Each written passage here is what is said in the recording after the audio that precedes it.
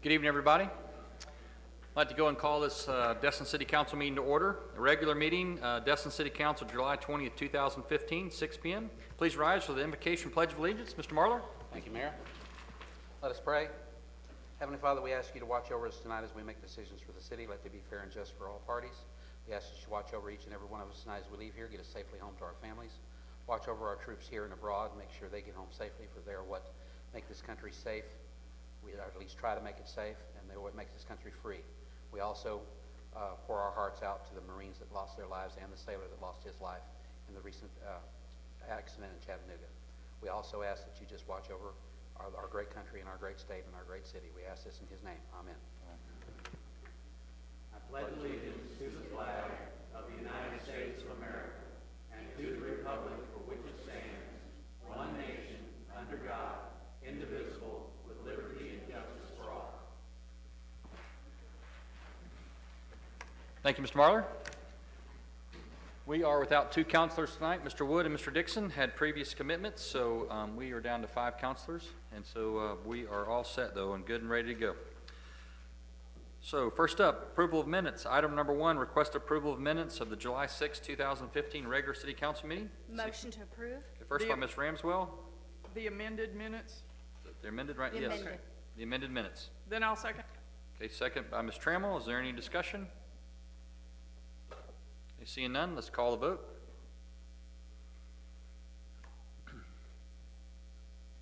Motion passed unanimous, 5-0. Next up, item number 2, public hearings. Second reading of ordinance 14-06-LC, which amends the Land Development Code by creating a new section 18.05.00 multimodal mitigation fee for off-site multimodal transportation improvements. Mr. Miller, will you please read by title? Yes, Mayor, thank you.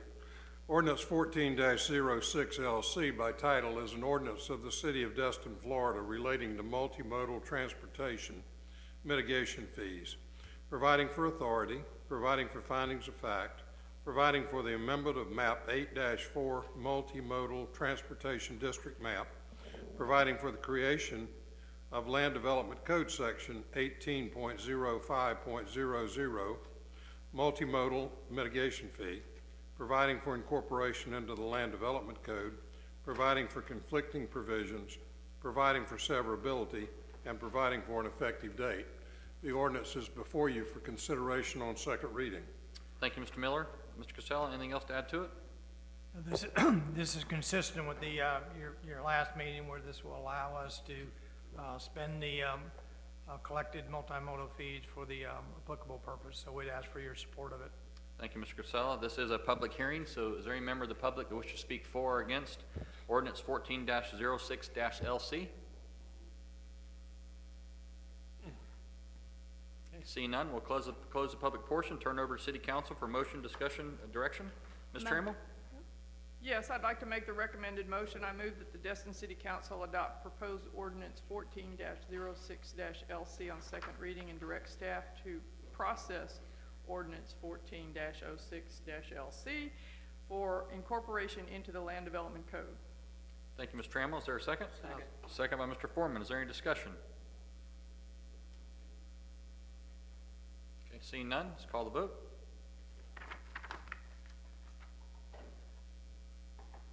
Motion passed unanimous, 5-0. Next up, item number 3, second reading of ordinance 15-03-LC, which amends the Land Development Code by updating the official name of the Destin Executive Airport and incorporating an updated aircraft noise zone map and noise zone descriptions. Pardon me. Mr. Miller, please read by title.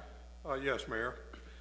Ordinance number 15-03-LC by title is an ordinance of the City of Destin, Florida, relating to aircraft noise zones, providing for authority, providing for findings of fact, providing for the amendment of section 7.15.01, airport zones and airport space height limitations, providing for the amendment of section 7.15.02, airport land use restrictions, providing for the amendment of section 7.15.07, compatible land uses, providing for the amendment of section 7.15.08, noise zones established,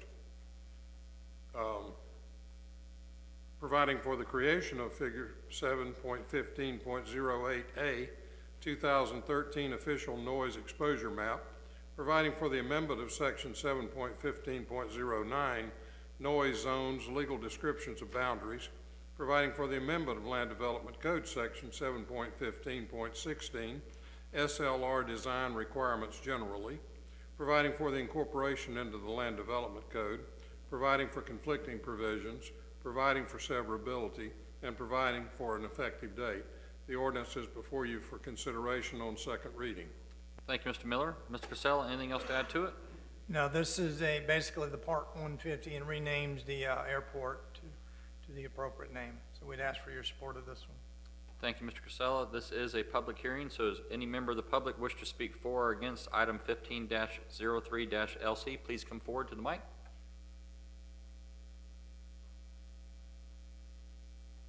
Okay, seeing none, we'll close the public portion, turn it over to City Council for discussion, direction, decision.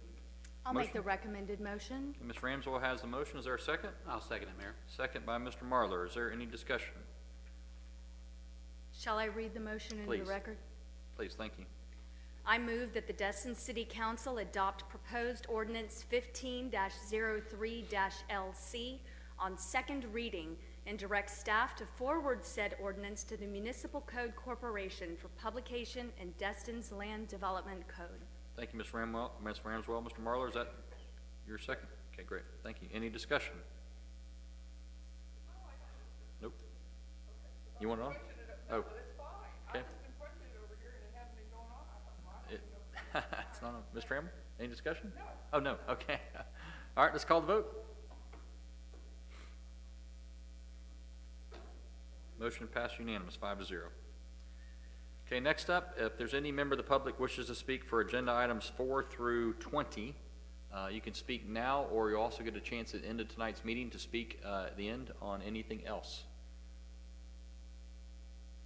Okay, seeing none, move on to consent agenda item number 4, reimbursement to Councilmember Preble Ramswell for expenses incurred at the Florida League of Cities Legislative Policy Committee meeting in Orlando, Florida. Any direction, motion? I'll make that motion, Mayor. Mr. Marlar has a first. Is there a second? Ms. Trammell has a second. Is there any discussion? Mr. Miller, Read the yes. motion into the record, please. Thank you, Mr. Miller. That's correct. Ms. Trammell, would you mind doing that, please? Or Mr. Marlar, pardon me.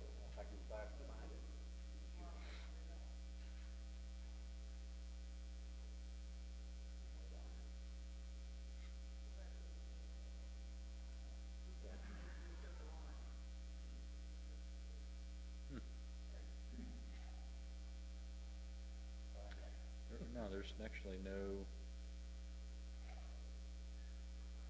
there's no suggestion motion there, Mr. Miller. It's a consent agenda. It's a consent agenda. Yes, okay, I apologize. no problem. One item consent agenda is something I obviously can't handle. You're good. Thank you, Mr. Miller. Okay, first by Mr. Marlar, second by Ms. Trammell. Is there any discussion? Okay, seeing none, let's call the vote. Okay, motion passes 5-0.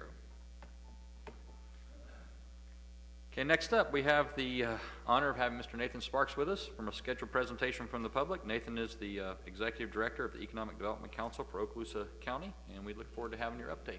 Appreciate it very much. Thank you, Mr. Mayor, members of council. Did you push the button? Hey, thanks, sir. Members of council, Nathan Sparks, Executive Director of the Economic Development Council of Okaloosa County. Always a pleasure to be with you. It's hard to believe it's been a quarter since I was last before you. I'd like to begin this evening by passing out a new brochure, if that's okay, and I do have one for the clerk. Yep, please. Okay, thank you. You said you had an extra one for Ray? Bailey? Thanks. Not yet.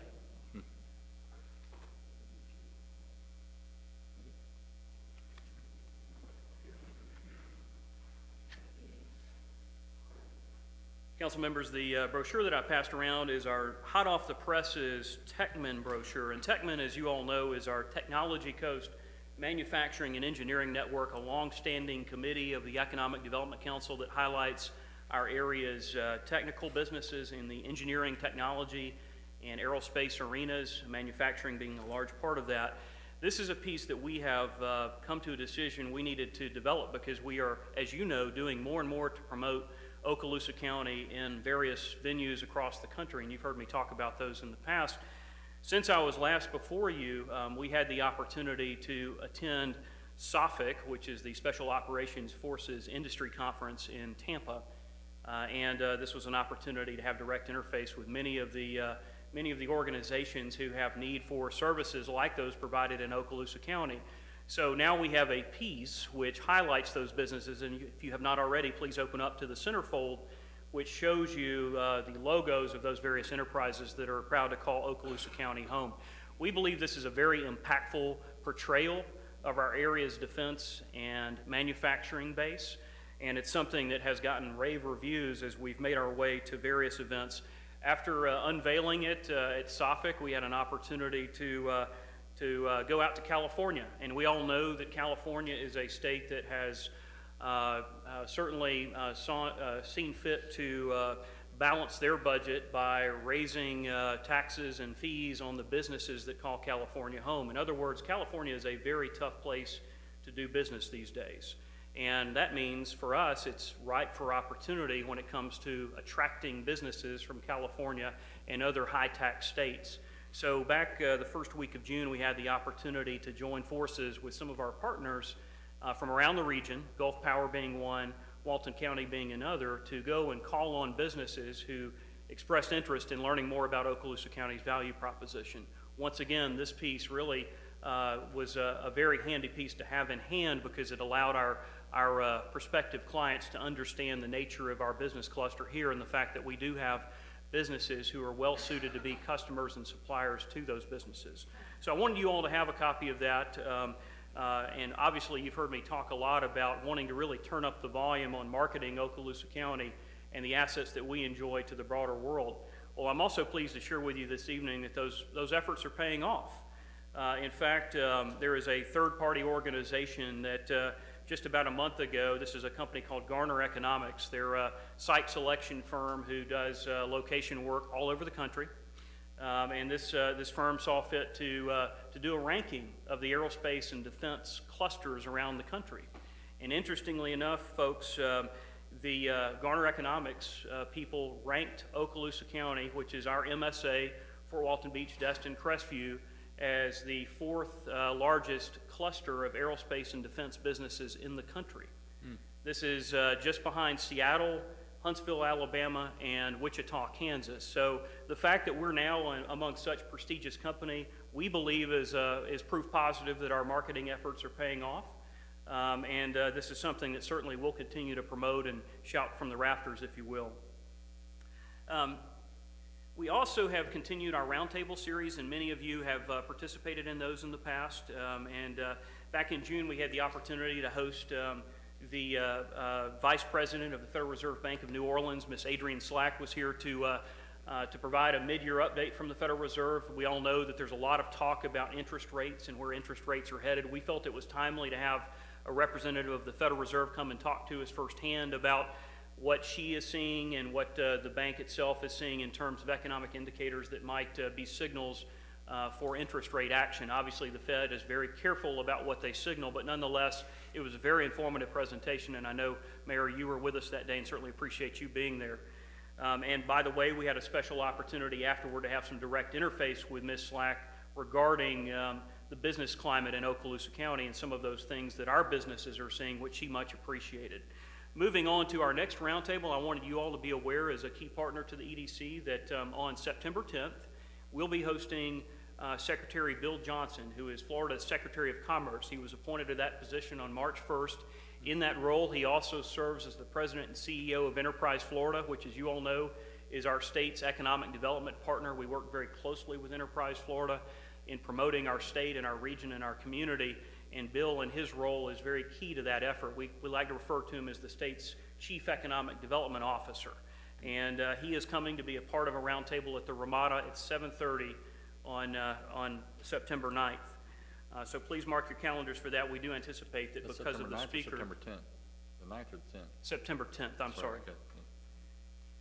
And then beyond that, I wanted you to be aware that speaking of Enterprise Florida, our efforts to promote some additional funding for marketing our great state have been successful. You all have heard me say before that one of the disconnects in our state is that we give so much funding to tourism, which is obviously very important to our state's economy and to our local community, certainly, but there's very little funding allocated to economic development promotion. In fact, until very recently, that number has been zero in terms of dollars allocated to promote Florida as a business location. Compare that to Visit Florida, which receives an allocation of upwards of $70 or $80 million for promoting Florida as a tourist destination. There is certainly a disconnect. And when you look at other states that we're competing with, and you look at other super states that are in that top 5 in terms of population, states like California, states like New York and Texas, they allocate tens of millions of dollars to economic development marketing. We know that Florida has made tremendous strides here in the last several years, in particular in improving the business climate in our state. But if you don't tell folks about it, if you don't tell CEOs and decision makers about it, then really that circle is incomplete. So one thing that the EDC has been advocating for, along with the Destin Chamber and others, is additional marketing dollars for Enterprise Florida. And I'm very pleased to report that that effort was successful. Enterprise Florida was allocated $10 million for marketing for the first time ever. $8.5 million of that is recurring, which is great news for all of us, because now the state has some horsepower to go and tell the Florida story. And we know that that story is a story that needs to be told. So I knew you all would be pleased to hear that this evening.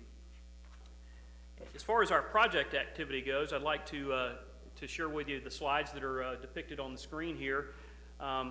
As a reminder, these slides are broken down by sector. So the slide that you see before you there is intended to show you the breakdown of companies that are currently in our pipeline. Right now, we have 28 companies that are considering Okaloosa County. 7 of those are companies that are already here that are considering Okaloosa County for an expansion.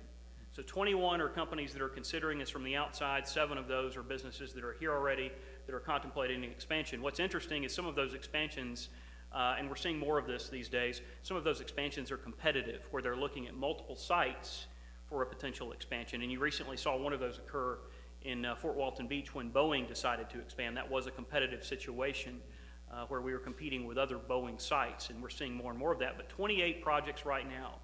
And we're very proud of the fact that 21 of the 28 were locally generated. That means that these are projects that the EDC and its partners, local partners, generated, as opposed to projects that came through our state partner, Enterprise Florida, or from our utility companies, Gulf Power, et cetera. So we're out obviously pounding the pavement, and you've heard me talk about 2 events that we've done in the last couple of months. Those events are paying off, and they're now generating project activity for us. And obviously they're getting some national recognition as a result of what I shared with you regarding the ranking from Garner Economics. So we believe that we're moving the needle forward. Obviously the pipeline are the opportunities. Now we need to translate those to actual deals. So you see there that manufacturing continues to dominate the landscape, with aerospace and defense being a close second, both in terms of the percentage of projects and in terms of the number of jobs. And again, based on what I've shared with you tonight, that shouldn't come as a surprise, but it is interesting to see that the trend of manufacturing continues. And this one actually shows you the numbers of jobs in play. You can see that right now we have over 1,500 jobs in play in the manufacturing sector, almost 1,600 in fact. We also have 1,200 jobs in play in the aerospace and defense sector. And then MRO, as a reminder, that stands for maintenance, repair, and overhaul of aircraft. So we segregate that out from general aerospace and defense, which can be parts and plane manufacturing and the like. We are beginning to see more and more activity regarding the Airbus facility in Mobile. You probably have followed the press that they're now in production. There was great fanfare when the first components arrived from Germany a month or so ago, and that process is underway. That's good news for us. We do know that the A320, which is being manufactured in Mobile, has a tremendous backlog to the tune of over 5,000 planes, which takes them through year 2020. That facility in Mobile will only be building initially 48 planes a year. So when you think about that 5,000 plane backlog and 48 planes a year, there's a lot of work to be done, which for us, we think that that means that facility will grow exponentially, which is good news for our region. So please keep an eye on that. Now moving on into beyond the jobs graphs there, you all have seen my memo detailing other aspects, but I always like to give you some sense as to the website that we developed together, the Okaloosa Sites website, because this is when we get into the Destin-specific information. And I know you all enjoy hearing what properties in Destin are being considered. You also, I believe, enjoy hearing what searches are taking place with respect to the city. So I'm very pleased to report that Destin continues to be the #1 searched community out of all of Okaloosa County. And in fact, just like last quarter when I reported to you, it outpaces even Okaloosa County in terms of searches. And these are business searches. These aren't tourism or hotel or related searches. These are true business searches. So what are folks looking at when they look at the city of Destin? The pages that are getting the most visits are the consumer spending pages under the demographics tab. And if you'll remember, when I gave you the overview of OkaloosaSites.com, the consumer spending tab allows you to go deeper and to look at what individual households are spending for certain commodities. So, for instance, I've used the example before, if a furniture store was looking at Destin and wanted to understand what the average household spends on furniture, they could go and get that information, and they could even zero in and look at a specific radius from a potential location they're considering.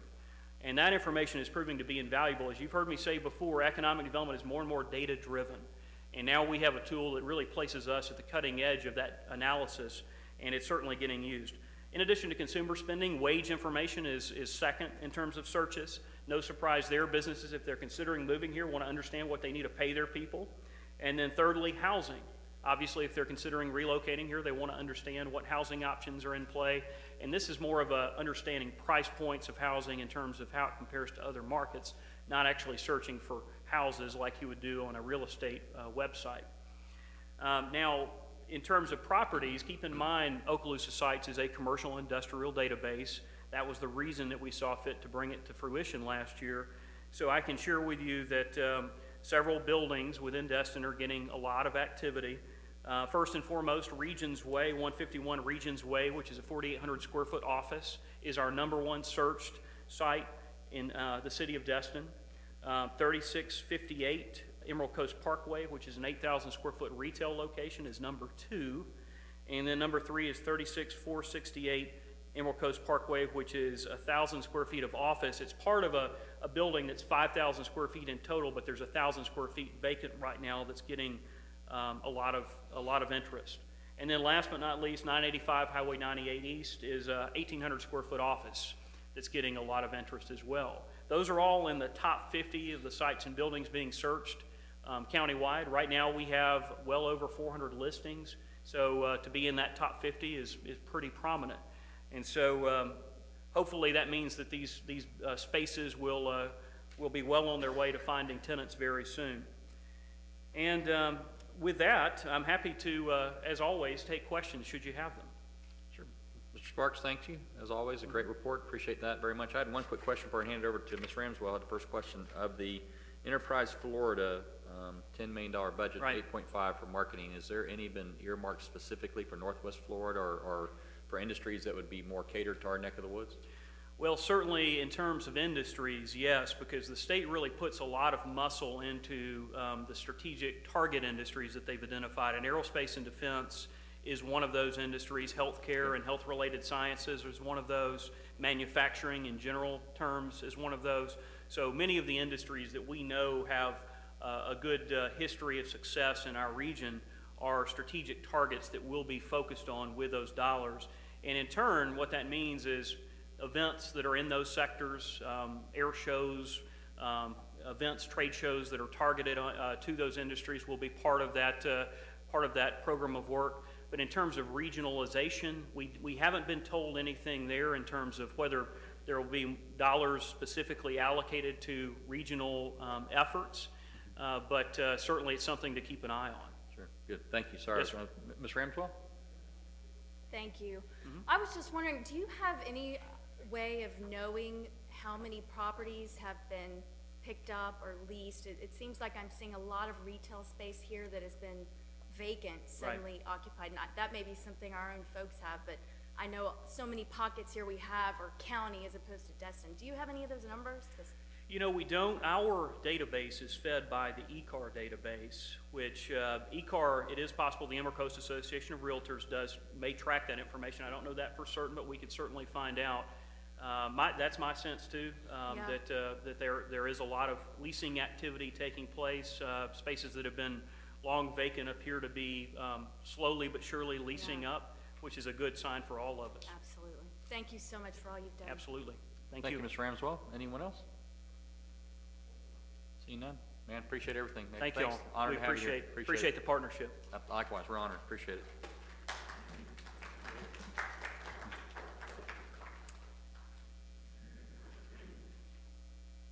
Okay, next up, reports and comments from the mayor and council. First up, Ms. Trammell, good to have you back. Thank you.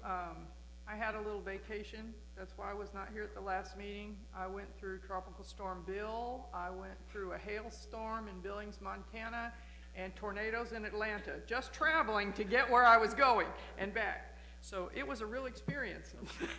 It's pretty weird. Go to Atlanta to Montana. Hey, all my years in Destin prepared me for every one of those things. Awesome. We're glad you got back safely. Thanks. Awesome. Thank you, Ms. Trammell. Mr. Wood's not here. Mr. Marler? Thank you, Mayor. The only thing I have is I was privileged to watch the mayor, our city manager, Shane Moody from the Chamber of Commerce, and our own Doug Rainier, race the big Kahuna Cowabunga race the other day. Unfortunately, the mayor and Greg and Shane didn't win their heat. Doug won, so we did have, they won. Is there a replay?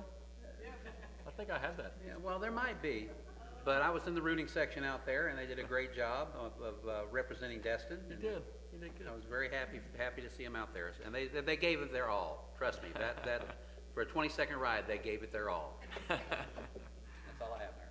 Thank you, Mr. Marler. Mr. Foreman? I have nothing that exciting tonight, Mayor. Comedy hour for the city, that was sure. Thank you, Mr. Foreman. Mr. Dixon's not here. Next up, Ms. Ramswell. Thank you, Mayor. I have a couple things, and a few of them are just follow-ups. I wanted to check on the status of the signs. I know we've been working with the county and FDOT on the signs that are missing and trying to get those up, and I guess the first word was June, then it was July. One's on Highway 98. The ones you're, yeah, good. Yeah, and Mr. Galander's at the Envision, Destin, so he has been the point person, so I'll send you an email on that in the next day or so. I apologize for that, so. Okay. And then I guess I wanted to follow up too and just make sure that we're in contact with Gulf Power. Yes, I actually got an email from Gulf Power last week. The physical survey is complete. They're now mapping that, and they'll be sharing with us, and they will be on target to give us that information in August. Great, thanks. And then I guess two more actually. Update on the underground repair on 98 outside Big Kahuna's and the dip sign that was gonna go up while it was being worked on. Yeah, that's an issue that Mr. Campbell's been working with Transfield on. My understanding that Transfield, who is the contractor for FDOT, has given them the expected budget to make that repair and still waiting for FDOT to approve it. So that's in the pipeline, and FDOT has all the information from their contractor. But unfortunately, my understanding is it's not in the hundreds of thousands of dollars, but in the millions to make that repair. So it What is about, pretty. I think we talked though at one point about an interim dip sign. We can check with Transfield to see if they'll endorse that, but it is a big number, and I think that's what they're trying to find some, dollars to do that, and that's going to be part of the 3R project as it relates to the resurfacing and restriping of 98 from Airport to the Marla Bridge. There's numbers of the drainage areas in 98 there that have to be addressed. So we've been working with FDOT on that, but I'll see what we can do about a sign. Thanks. And then the other thing I guess was we had talked about the perimeter of the festive marketplace and how y'all were going to do some research. Yes, we've got to tweak the ordinance. The sheriff's office is a little bit uncomfortable that the language is not as clear as it needs to be as relates to that the consumption of alcohol stops at basically the southern right-of-way line of Highway 98, and if they're on the sidewalk, then they can't consume alcohol. So we need to tweak the ordinance to give them some comfort level that if they arrest anybody or tell somebody they can't drink, that they've got the appropriate authority. But that's just a matter of amending the ordinance to do that. And are we looking at maybe August? We'll try. It's not a hard change. It's just a matter of finding the time to do it. So, but we'll work on getting it through it. And then I know I spoke with you. We're looking at the next council meeting, the first one in August, for the taxi regulations, correct? That's our goal. Okay. And it's statewide. If you've been reading some of the Clipperton services, that issue is heated up in most of your major areas across Florida as relates to, especially the non-traditional taxi services have been litigating.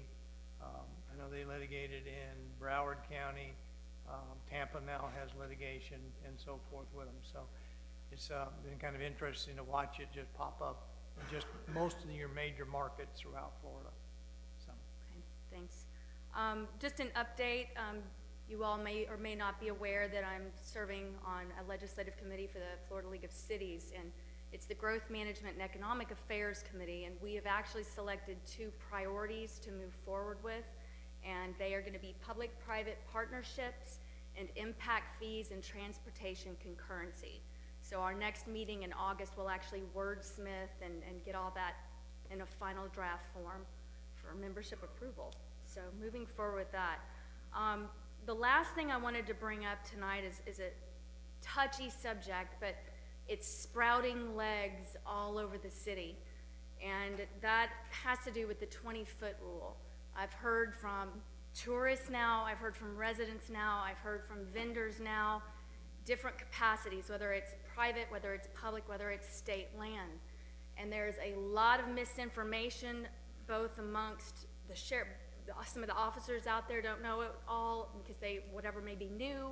We've got people on the beach that have one understanding, then we've got residents who have another understanding, and I think it's because in the past we've all worked to try to just have a great verbal agreement, this is what we're going to do, and it's worked wonderfully for us.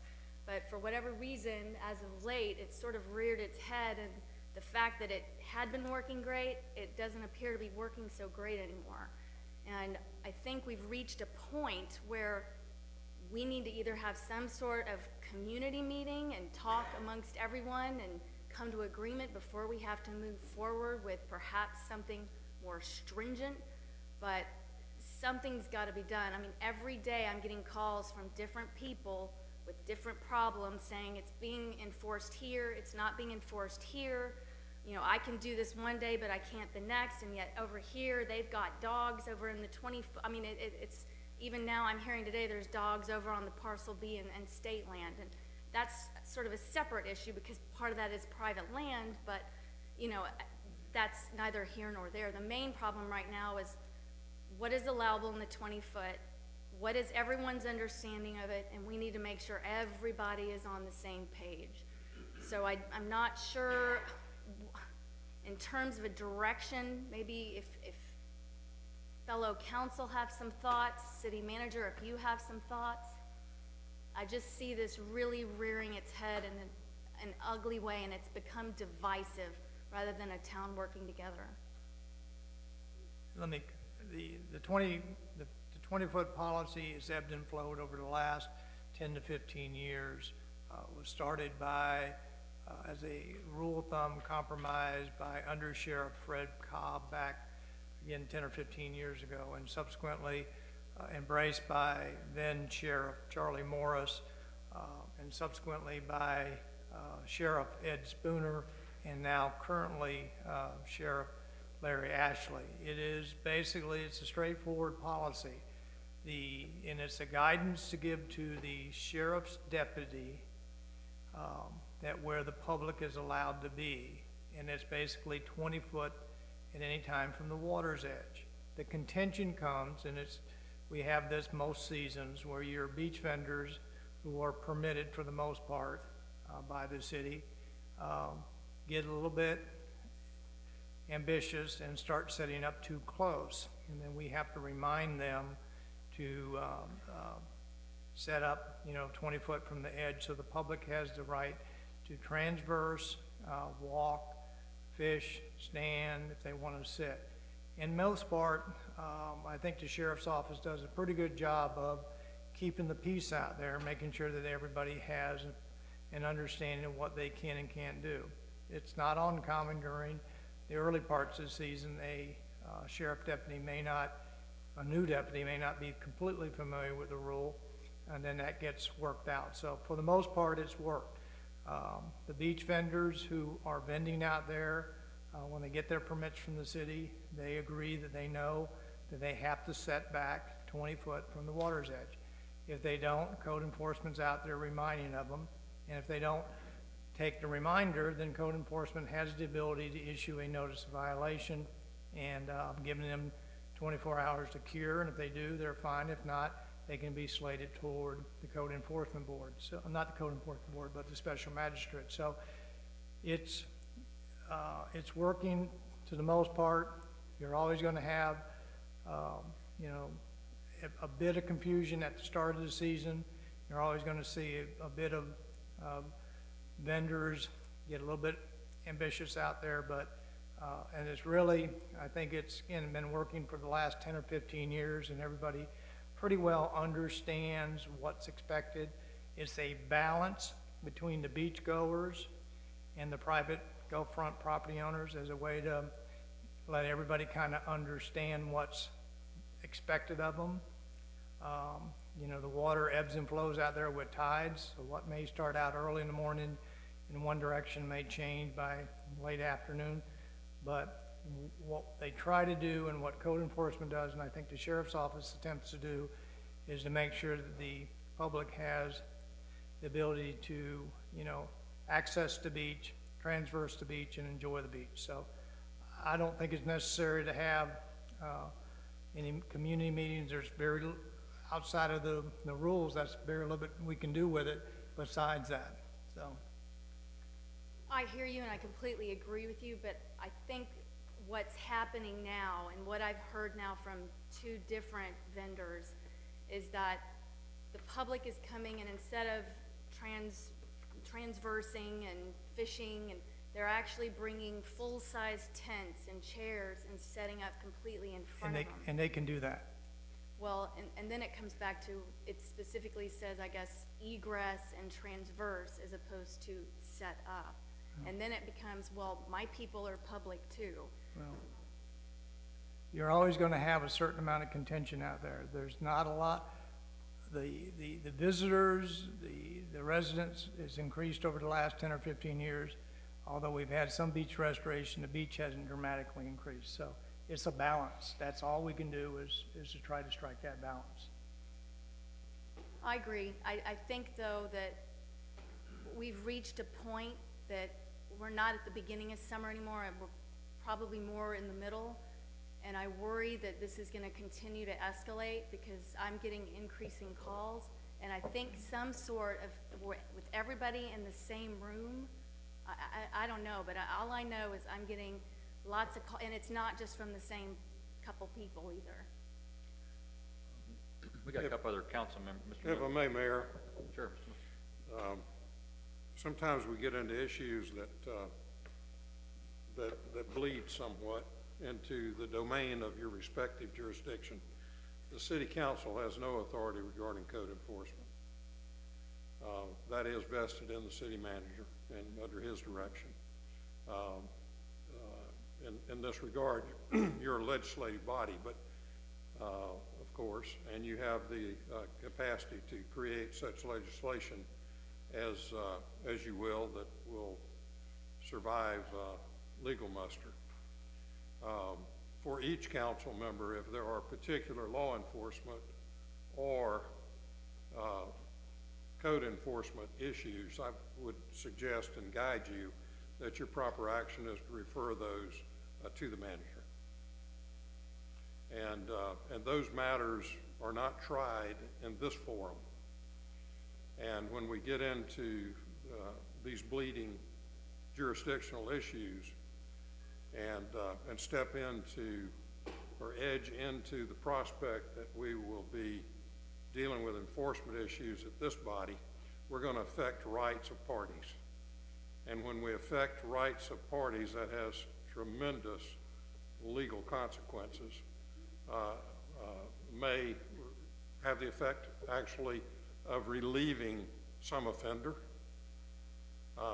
may have the effect of undermining certain regulations that we have. So I would urge you council members to please be sensitive to these considerations. You have access to me privately, of course, and you have access to the manager privately to help sort through those so that we can clearly define what is enforcement and what may be legislative for the council. Thank you. Thank you, Mr. Miller. I did have a couple other council members. If you still wish to speak, that'd be on this. I assume it's on the same matter that Mr. Ramswell brought up. Okay. Mr. Foreman? Yeah, the only thing I was gonna raise is that somewhere in the pile of things that I received in the mail was a question of whether or not the 20-foot rule applied equally to the Gulf waters as to the harbor, and I'm not going to pursue it beyond that. And just to say that that would be an interesting subject for us to get the information on. Thank you, Mr. Foreman. Ms. Trammell, as long as it's about the same thing Mr. Ramswell brought up. Yes, it is. I Okay. was going to suggest that we, just as Mr. Miller said, direct all inquiries that come to us to the city manager, and ask that the city manager or designee, whoever you're going to give it to take those calls.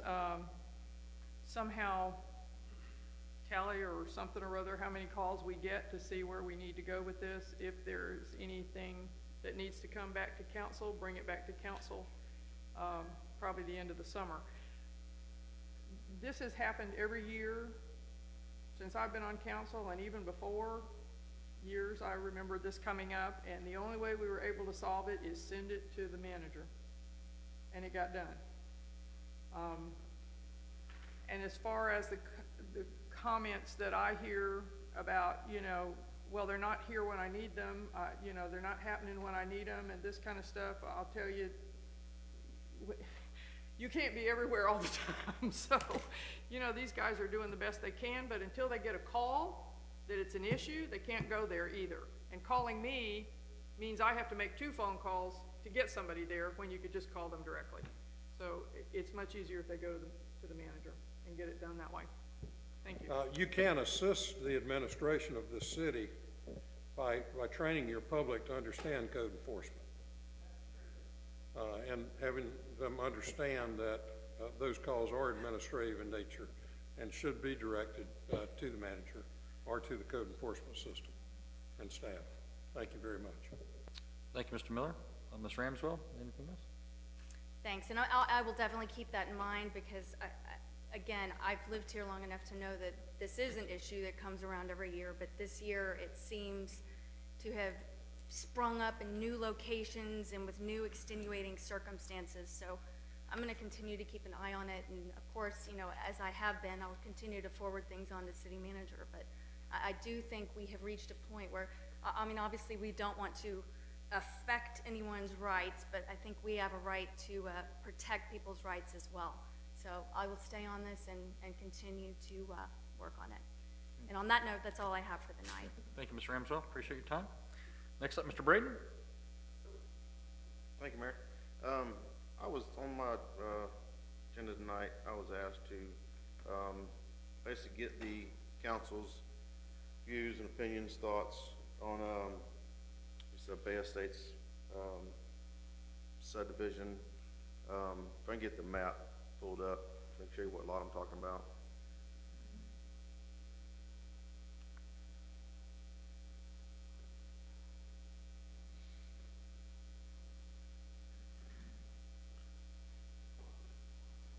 That's all Bay Estates. I guess the lot I'm talking about is supposed to be highlighted, but it's at the bottom.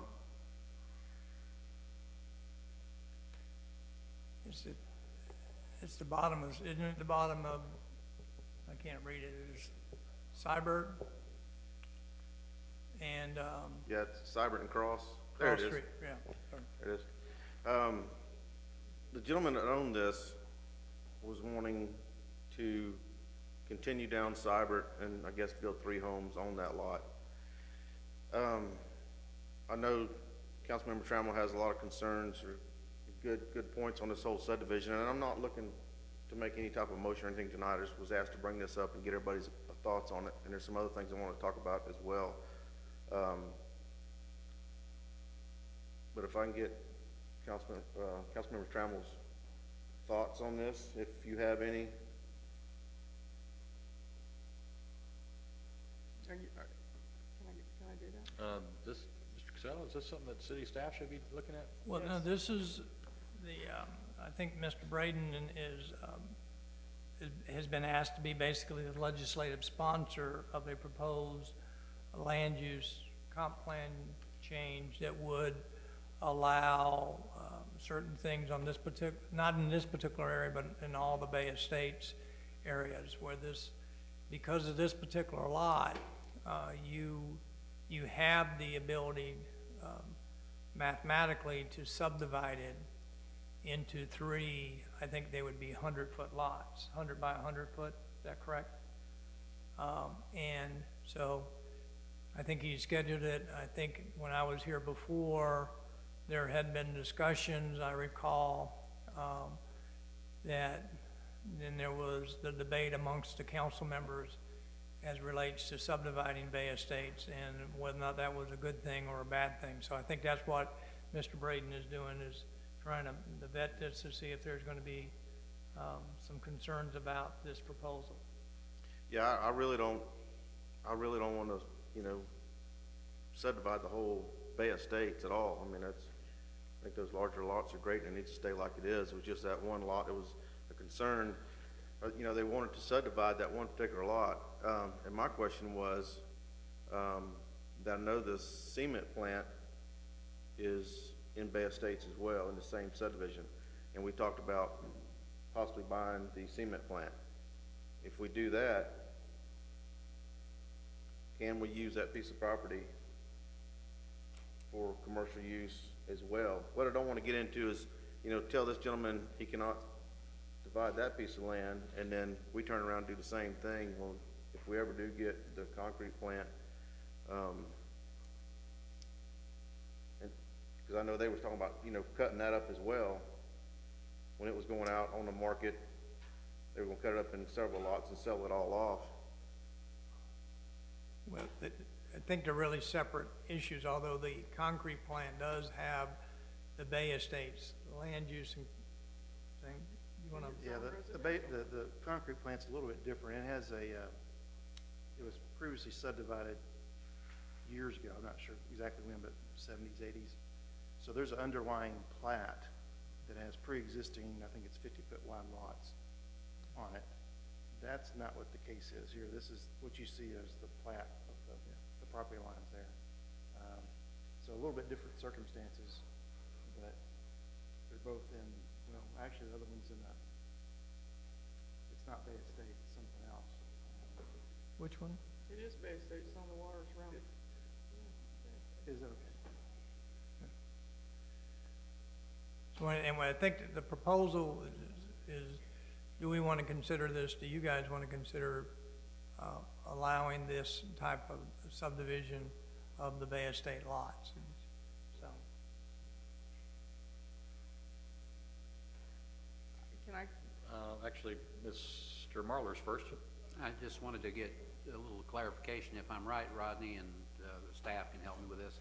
That's the corner across in Seibert where we have a cleared off lot, and there used to be a house and a trailer on that property, and I think they've removed the house and trailer, and it's just cleared off on one part, and the other part's still woods. Is that correct?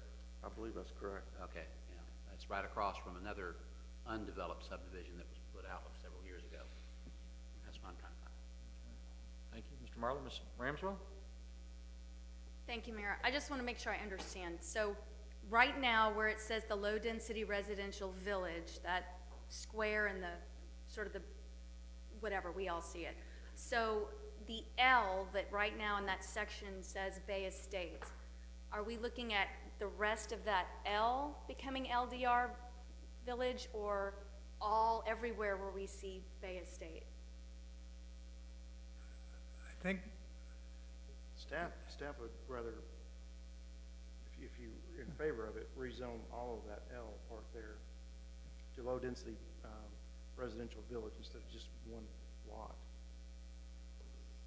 Well, I mean, not just the red highlighted lot. I mean, the entire L and that square, for lack of a better name, and then also the other outer perimeter where it says Bay Estates that's on the water. Are we talking about all of that? No, we're not talking about the stuff on the water. Stuff Okay, on the so water would still just be- the that L that's L shape. directly adjacent to the current L, okay.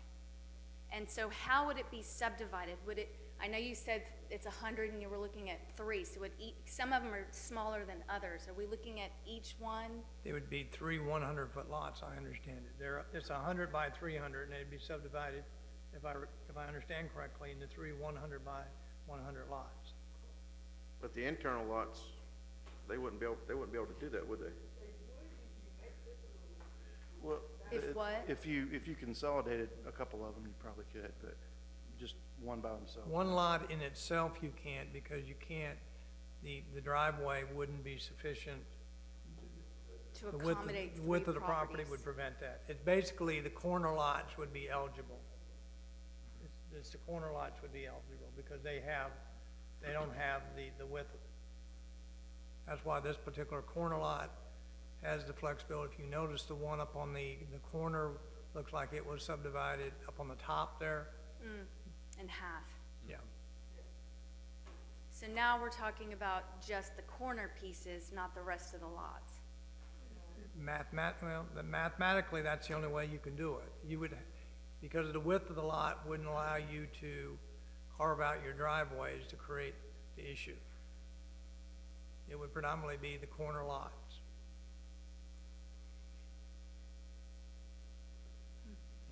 Yeah. Okay, Mr. Foreman? On that subject, I'd feel a whole lot more comfortable if we asked the city manager to assemble all the facts on this particular request and to bring it back to us in a memorandum of some sort. And we'd be glad to do that. I think this really was just to schedule it to see what kind of concerns or heartburn the rest of you would have. But you don't have enough information to have concerns or heartburn. All this stuff is whirring around in my head right now, and it's not going anywhere. All right, we'll be glad to bring that back if that's what you want us to do, so. Thank you, Mr. Foreman. Mrs. Trammell? Okay, now I'll tell you the heartburn I have. First of all, we brought this up several years ago, and what I tried to do was to increase the square footage from 1,000 per lot to 1,200 or even 15. Because what that meant essentially, and we were talking all of Bay Estates, water and interior and everything, okay? Because the lot that's circled in red has access to a street, okay? The lot beside it, you're now saying that property owner doesn't have the right to subdivide his lot because he doesn't have access to a street. What happened in my neighborhood for the interior Bay Estates lots is, I'll say the lot to the left of the red square, we'll put it that way. He goes to his neighbor who's elderly and says, I want to buy 10 feet so I can put a road down. So now I have a house in the front and a house behind that has no visual sighting of a road or anything else except his neighbor's backyards. And it looks stupid. And it's been there forever. The house is not even finished. They can't get it sold. And the neighbors are now all complaining, saying, I've got a house in my backyard, instead of everybody having a backyard where we built, and we built on these lots knowing how big they were.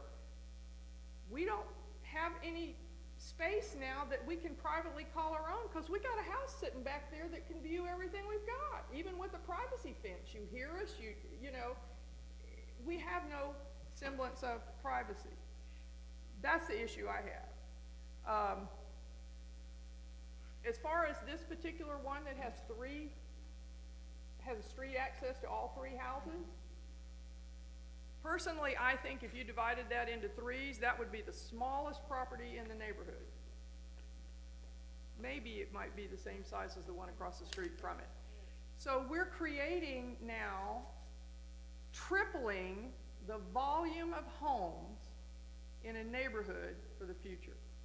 And when you do something in Bay Estates goes all the way around to the Mid-Bay Bridge or to Mattie Kelly, so, or, you know, her homestead there. So when you're looking at that, you're affecting everybody. So it really depends on what your motion is or what you want to find out. If you want every one of those waterfront lots subdivided into 3 and 4 houses, that's one thing. If you want that one to be divided into 3 lots, that's another thing. And where do we come in with spot zoning in all of this? I don't know, the staff is gonna have to answer that for us, but that's my heartburn. If you look right now from the AOC on Kelly Street, you go down right next to the water tower, 2 lots up, they've built a complete another house behind the one in the front. And those people don't have anything to look at but the back door of the person in front of them. And I'm going, are we crazy just because we want to subdivide lots and we can chop them up into tiny little pieces? There's no flow of neighborhood in that. It's just put it there. So we don't have a plan for how we can make these smaller and make everybody happy. It's just a matter of, okay, chop it up, go, do whatever you want to with it. And in most cases that I've been involved with, everybody that's chopped their lot up, chopped it up and left. They don't live there anymore. They just did it to make a buck and get out of town. And that aggravates me. It just makes me sad. Because and I talked to another gentleman the other day who owns 3 lots, has built this huge big mansion on this lot, these lots. He does have a secondary house there that he's renting to a housekeeper, gardener, or whatever, and we've already got that allocation done. We can do that. But he looked at me and he said, do you know, you're not going to attract anybody with wealth if all you have is a bunch of small little lots. So you need to think about that, because that's what Destin was years ago. People coming and buying big lots to build big estates to do things with. And that's how Bay Estates got its name. And when I look at 3 little tiny little 1,000-foot lots, I'm going, that's an estate? I think we ought to rename that, that little section, if we're going to do that. Because it really isn't an estate. A 1,000-foot lot's not an estate. That's a house. It's a big house, but it's a house. So that's my heartburn. I agree with you. Thank you, Mr. 100%. Chairman. Yeah, I had no intention, I'm sorry, somebody else? She was done, that's what Ms. Ramswell, but then however we on, I mean, you got the floor. Yeah, you got the floor, Ms. Ramswell had a question, so, or comment? I actually just had a question. What is the distinction between low-density residential and low-density residential village? Does that imply townhomes or no? What is the difference? It's the minimum square footage for a lot is 7,500 square feet in low-density residential village, and Bay Estates is 15,000. So it's double the square footage for a village. That's the major distinction, but also the uses in there, it's really limited in Bay Estates, very limited. So it was envisioned as, Large lot subdivision. okay. Thank you. Thank you, Ms. Ramswell. Mr. Brady? Yeah, I have no intentions of whatsoever of, you know, dealing or changing the Bay Estates, you know, that whole area or, at all whatsoever. I think it's great the way it is. It was just asked that I would bring it to the council to get their thoughts on it, you know, if it was possible to add that 1 lot, you know, to the Brown section where it's LDR. If that was possible, great. If it's not, then, you know, I'm not touching it with a 10-foot pole. I just didn't want to. It was also brought to me that the 2 lots on Main Street that we're changing in the new comp plan, I don't know if that's being sliced out of something else and added. But anyhow, that's all I want to do. I just want to get on the agenda so we can talk about it. That was all, to find out what we can do, what we can't do. If we can't do anything, then so be it. You know, I sure don't want to do anything with Bay Estates and changing all that. I was just asked to bring it to council and get their opinion on it, was all. Okay. All right, thank you. No, I think city manager's already told me, you know, if we did it, if we did anything, we gotta do that whole L, and no, I'm not interested in that whatsoever. I can't back that. All right, great. Thank you, Mr. Braden. That's all I got. Thank you. Anything else? That's it? Okay, great. And I don't have anything tonight, so we'll move right along to staff reports and recommendations. First up, Mr. Miller. I don't have any other items, Mayor. Okay, thank you, Mr. Miller. Next up, Mr. Shirley. All I have, just very briefly, is with regard to the riparian rights question that was raised at the last city council meeting, and I didn't know if you wanted me to report on that tonight or to, Yeah, or you to got, say that. you got it, please.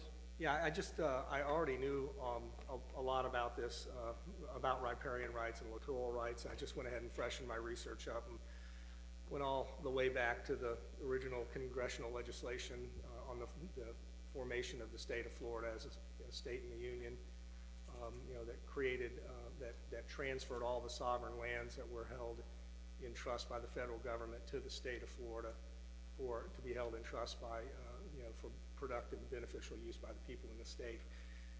And then went into cases in the you know, early 1900s, and then looked at those cases, and then looked at the recent case law as recent as 2014. It was a very important case that came out of the 5th District of Florida.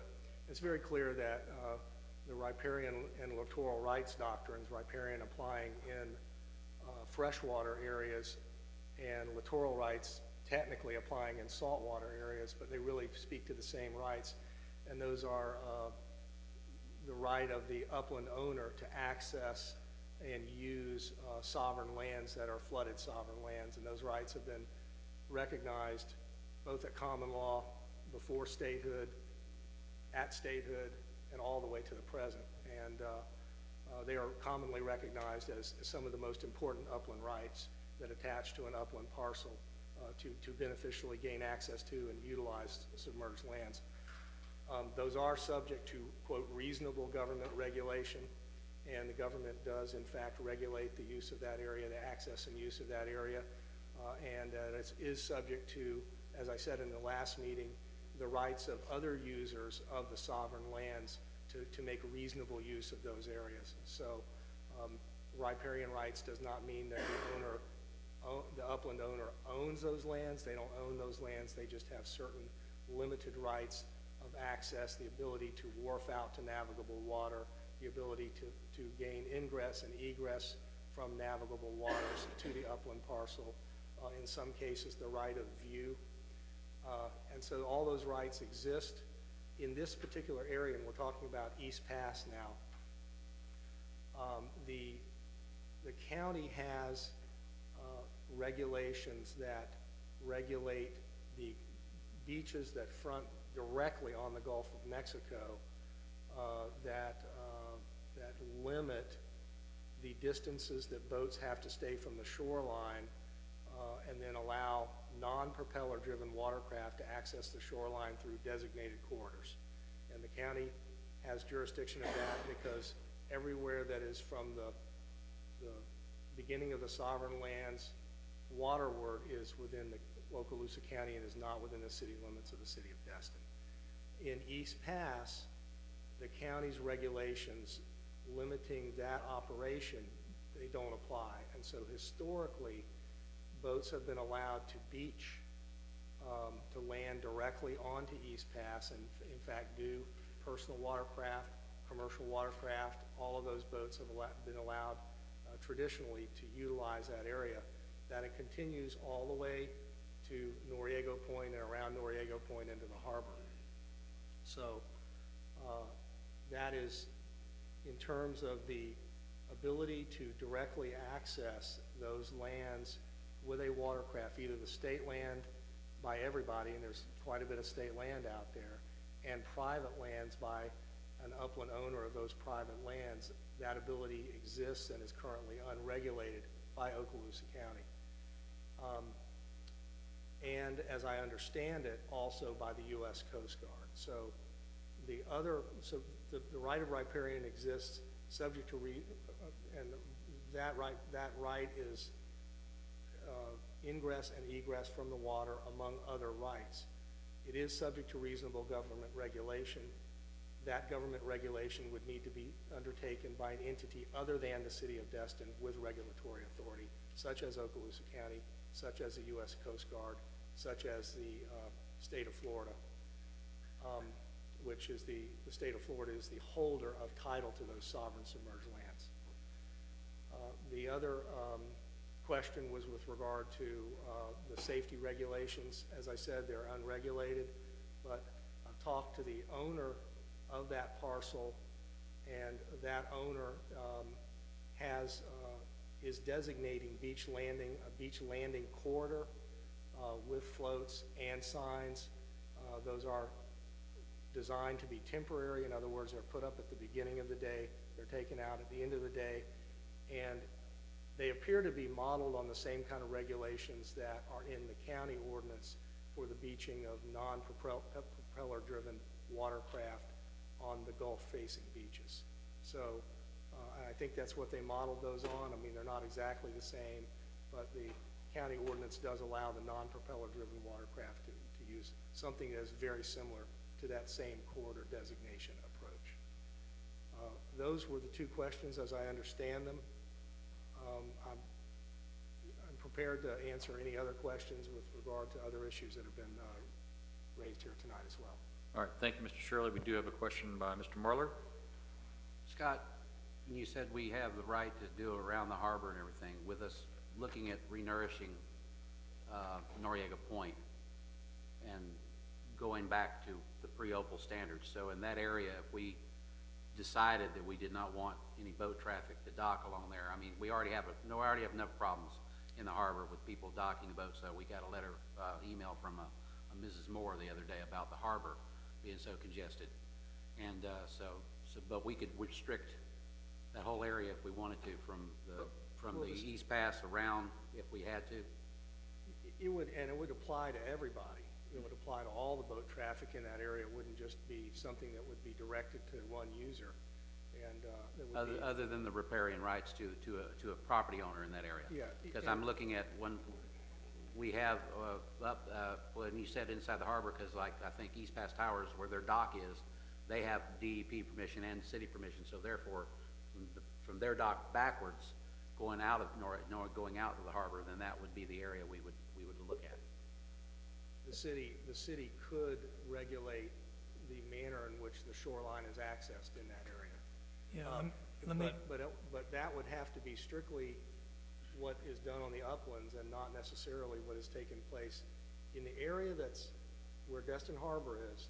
That harbor is actually in the city limits, but where you go out into East Pass, you pass into county regulation or county jurisdiction. When you go past the mouth of East Pass, you draw a line right across the mouth of East Pass from the tip of Noriega Point north to where it hits the mainland there. It's not really the mainland, So, but the so any renourished area on the harbor side, we could regulate, but anything on the other side, the county could. You could regulate both the upland and the watercraft operations within the harbor as well.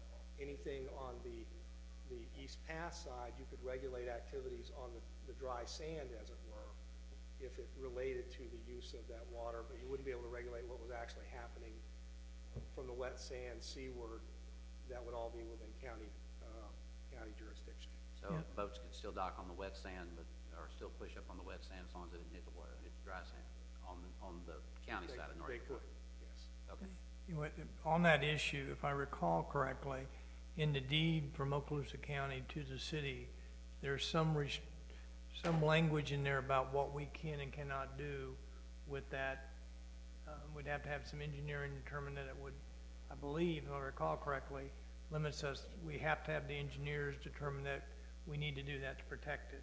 So I think that's the restriction in it. Yeah, that had slipped my mind, but that is in there. That's correct. I believe it says we have to provide unrestricted access unless an engineer determines there's an environmental hazard. There's an engineering certification. The then county attorney wanted that basically open to the public unless there was an engineering reason that we need to protect it. That's the harbor side. It's the harbor side, okay. All right, Mr. Yeah, Marler? The reason I ask is, former Councilman Bagby and I, several years ago, had, when I was back on council before, we had asked for a 400-foot limit in the harbor. No, actually, we moved it back, they moved it to 100-foot now. They actually got moved to 100-foot. We had a 400-foot restriction zone in the harbor area from what is now Noriega Point backwards. Right. Instead of what we have now. And we only have about 100-foot at the present time because it's kind of congested out there, especially when you get wave runners and pontoon boats and everything else. So that's what I'm trying to figure out is when we extend Noriega Point back on out, we'll be we can actually we can restrict it backwards more if we have to. Well, I think a lot of it's gonna get hardened, and, so I think that's gonna eliminate itself, but I don't think we need to worry about it, especially harbor side. So, some of that is not gonna be beach. In other words, you know, it's gonna be rock, and you're not gonna be able to take a boat in right there. Okay, thank you, Mr. Marler. Mr. Ramsell, were you done, or do you have something else? Okay, thank you, Mr. Ramsell. Mr. Braden? Oh, you do have something. I'm so sorry. Yes, I thought you said no, I'm done. Okay, go ahead. Please, Mr. Ramsell first, then Mr. Braden.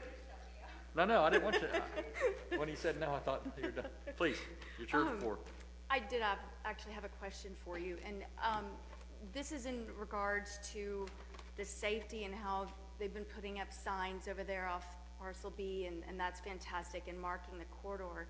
However, my understanding is they're not keeping it up overnight like other areas along the Gulf side actually do. And so there's still lots of daylight hours where the public is actually coming down through the public access and then entering the water. Did you discuss whether perhaps they could keep those buoys up or the signs up so the unknowing public that might come out there is aware of the potential danger from the hole? Well, they're here now, so they're hearing your concern expressed, and so I'm sure they'll think about doing that.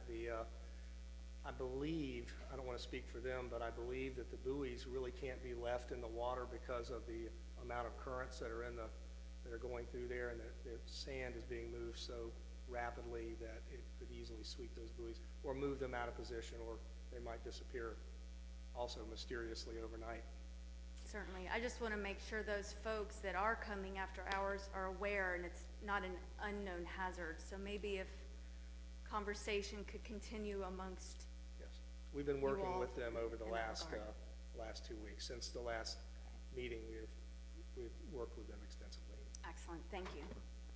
Good question. Thank you. You done, Mr. Ramsell? You good? Okay. Mr. Braden, thank you, sir. Thanks, Mayor. Yep. Ms. Shirley, can you tell me again what you were talking about the propelled vessels accessing the beach? Yes, in the Okaloosa County Code, the county actually has a beach regulation ordinance that in some ways is similar to what the city has. But look in section 16-41, I can actually email this to you if you like. That'd be great. After the meeting, or tomorrow, I'll email it to you. But the county does, on the Gulf-facing beaches, have regulations about the requiring propeller-driven watercraft to stay certain distances off the beach, and then a second set of regulations that apply to propeller-driven watercraft of the owner of an upland parcel, which is allowed to come a little closer, actually a lot closer, within 100 feet. But in both cases, the actual landing on the beach has to be made by non-propeller driven watercraft within a corridor that is clearly demarcated on the beach. So that would be all the way to like the tip of Noriega Point? No, sir, that would be on the county's interpretation of this is it only applies to the beaches that face to the south onto the Gulf of Mexico, but not in East Pass. And I can email that tomorrow to you. Okay, that's good. Thank you. You're welcome. Thank you, Mr. Braden. Ms. Trammell? I think all my questions were answered. Okay, great. Thank you, Ms. Trammell. Anything else for Mr. Shirley? That's all I have. Thank you. Thank you, Mr. Shirley. Next up, we have item number 16, first reading of ordinance 14-05-CC, committee reorganization. Mr. Casella? You know, what we are proposing here in this particular item is to combine the environmental tree board with the recreational committee, and under our ordinances, you're authorized to do that. It's really, it gives us, we'll retitle it to the Environmental, Parks and Recreation Committee / Tree Board, and then it will be supported by Parks and Rec along with the Public Services and Community Development. So it's a way to streamline the committees. We've had some quorum issues and with both of these committees in the past. We think by doing that and kind of combining their missions and vision, that would give us a much more sustainable committee. So we would ask for your authorization to do that. Thank you, Mr. Priscilla. Ms. Trammell? Mayor, I'd like to move that the city council approve Actually, forgive me, Mr. Trammell. Mr. Miller, do you need to read this by title? Forgive me, Yes, Mr. sir. Trammell. Sorry, Mr. Miller, please read by title. Ordinance 14-05 CC by title is an ordinance of the City of Destin, Florida, relating to committees, boards, panels, and commissions, providing for authority, amending the City Code of Ordinances, Chapter 2, Article 2, Committees, Boards, Panels, and Commissions, Section 2-33, Appointment of Members, providing for the repeal of any inconsistent ordinances, providing for incorporation into Code of Ordinances, providing for severability, and providing for an effective date. The ordinance is before you for consideration on first reading. Thank you, Mr. Miller. I appreciate that. Sorry I got on the line there. Mr. Casella's already done his part, so now I'll turn it over to council for consideration discussion. Ms. Trammell? I'll try one more time. Thank you. I move that the city council approve ordinance number 14-05-CC on the first reading and to schedule it for the second reading. Thank you, Ms. Trammell. Mr. Marler? I'll second it, and I have a question. Yes, go ahead, do Mr. too. Marler. Do we have enough people to fill the vacancies, all 7 seats? I don't, Combining it? probably not, but we can do a recruitment for it, so. Okay, how many are on each current one right now? I'll defer to Mr. Bailey. Is there 2 on the environmental tree? The environmental tree has 4, 4? and recreation currently only has 1, so. Well, that's 5. We got a quorum. We just need 2 more in. We have a I quorum. know I never appointed anyone to that committee, even though I had someone because of the potential for this, so I know there are others interested. Okay, Ms. Trammell, are you done? You are done. Yeah, Mr. Foreman, I have a question. Okay, you first, then Mr. Foreman. Yeah, my question is, at what point, we're into that cycle where they would be preparing a work plan for the year, I believe. Well, I think if we get them formed by early August, then this would dovetail nicely and for them to prepare their work plan and submit it to you by I can't remember, is it by the end of the year, November? Yeah, so the end of the year, so it. Okay, so that would really finish the job of joining the 2 committees at that point in time. Yes. Thank you, Mr. Foreman. Ms. Trammell? Yeah, I was going to make a recommendation for this new committee. And I'd like the council to know, council support for this idea. It's not under my name because we hadn't made the committee yet, so I couldn't bring it up. But several years ago, there was a campaign to look at the trees within the city rights-of-way, not necessarily with palm trees, although it segued into that one, but specifically for the nuisance tree called the popcorn tree. It is a national nuisance tree, and we have several of them growing in our rights-of-way, and what happens is when those beautiful white balls fall down and the birds carry them everywhere, we got those trees growing all over the place. And having talked to Joe Bodie several years ago, I think you guys cleaned a bunch of them out of the right-of-way here going into Indian Bayou that were inhibiting drainage or something like that. So there is a way to get rid of them permanently.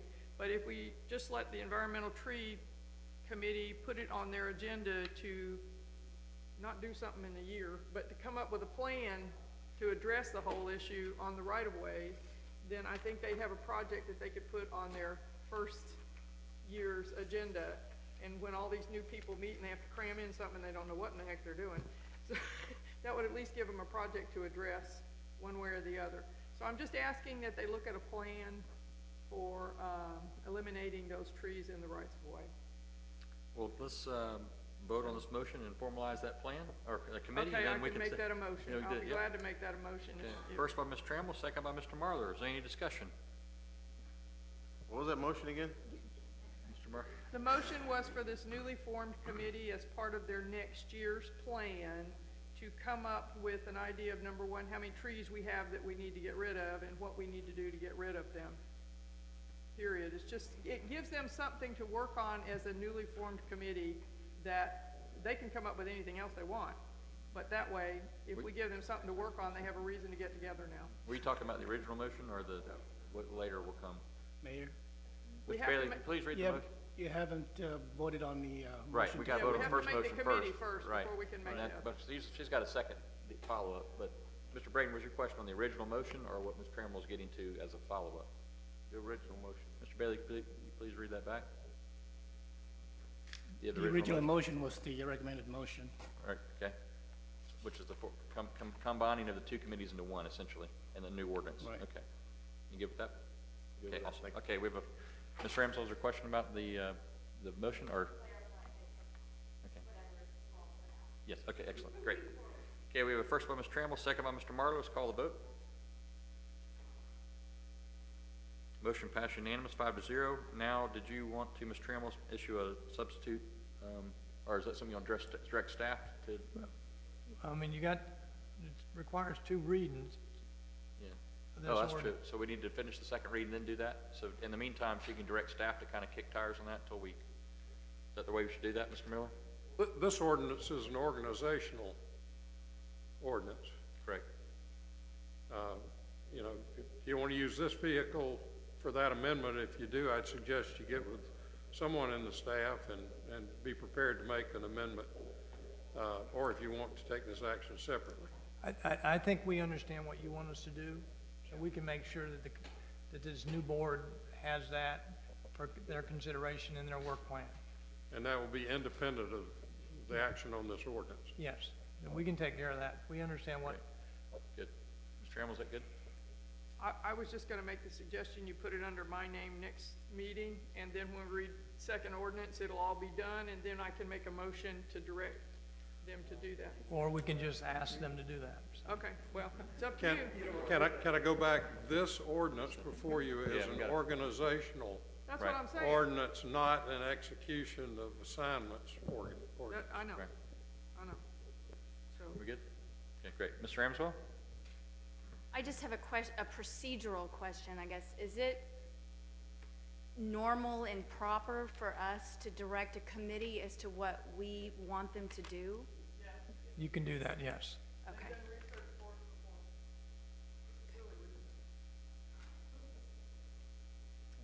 Thank you, Mr. Ramswell.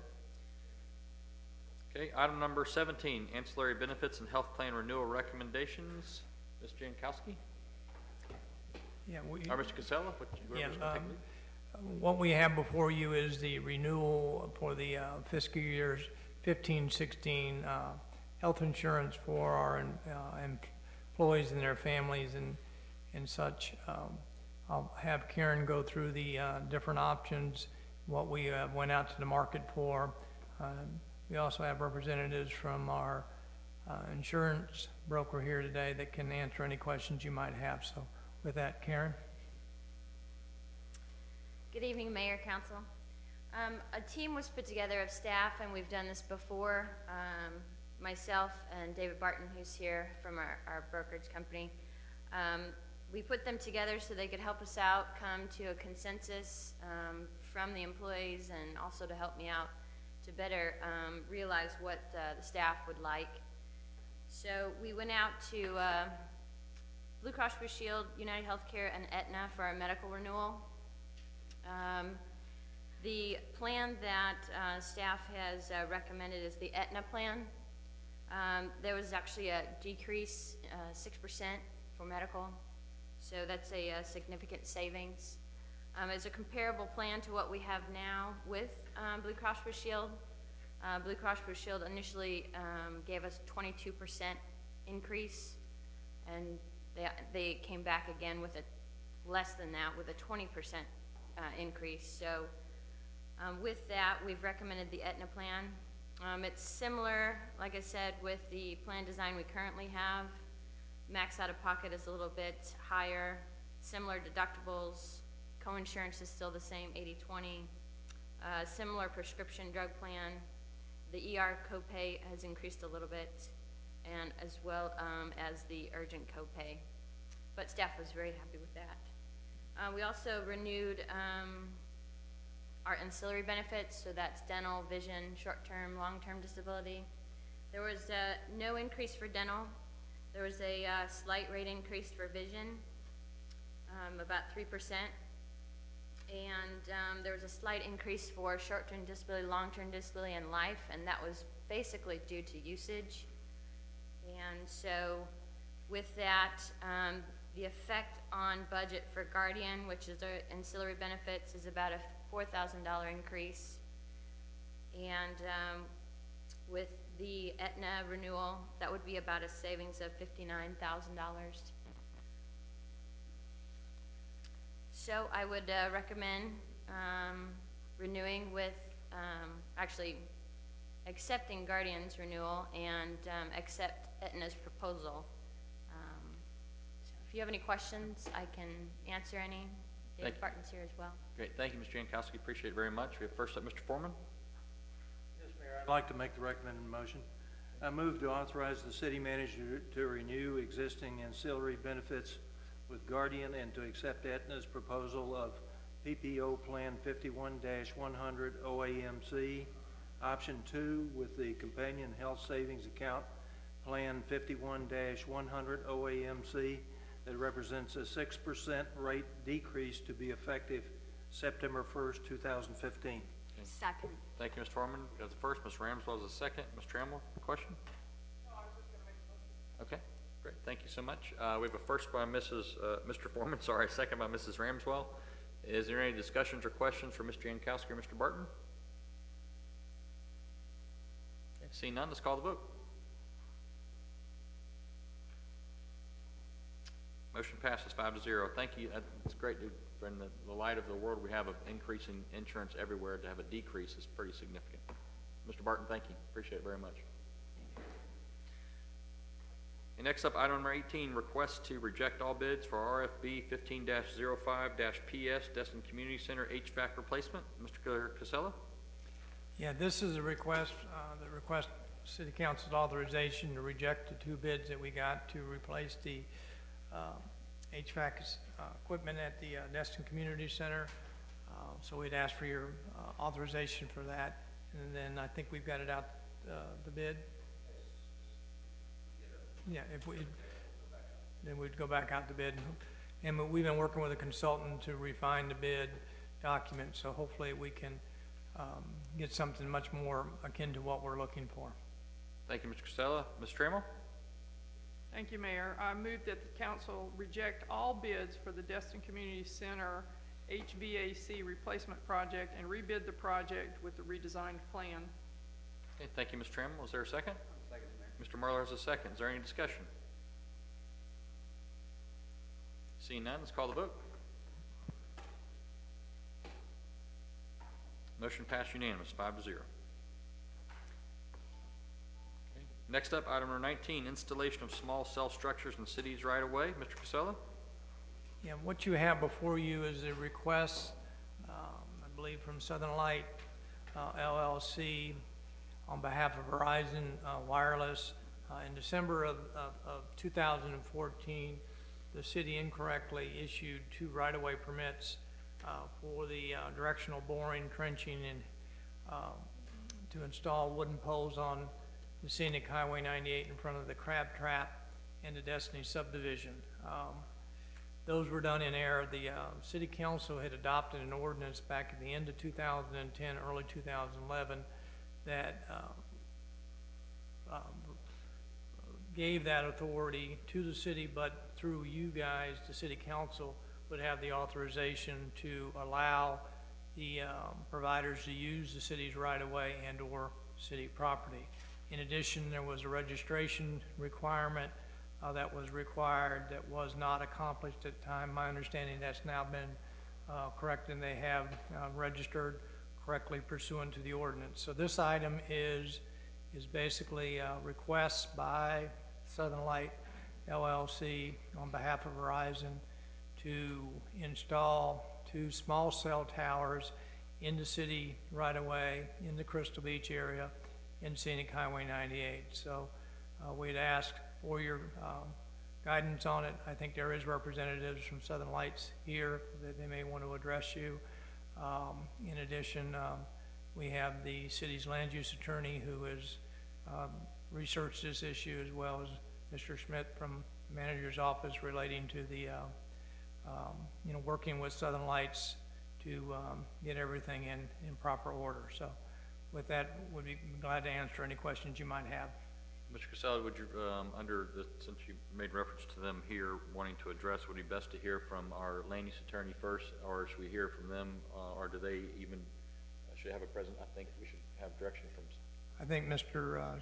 Shirley would be glad to, summarize where we are with the ordinance and the applicable state regulations on this issue, state or federal. Yes, in 2001, the legislature made amendments to Chapter 337.401 Florida statutes. And just in a nutshell, it's a rather lengthy statutory amendment, but just in a nutshell, the concept was that the legislature decided as to telecommunications facilities that it was no longer going to allow municipalities to franchise those facilities and obtain franchise fees for those facilities, but instead it wanted to create, and this was pursuant to federal legislation on the same subject, it wanted to create the ability for competition in the marketplace to foster and promote rapid development of telecommunications facilities really across the whole nation, and at the state level, of course, across the state of Florida. And so municipalities could no longer issue franchises, but what they could do was require registrations and then have the provisions for permitting and utilization of rights of way. One thing that the statute did was outlaw, or require rather, that municipalities be completely non-discriminatory and not favor one provider over another, which is really the exact opposite of what franchising does, where you favor one provider and you give them the franchise and nobody else can compete with them when they have the franchise. They get exclusive use of the city rights of way. So, and that's similar to what you have with your cable franchise, which is exempted from the legislative enactment, and that's what you have, of course, on your garbage services too, is a franchise, and probably some other areas.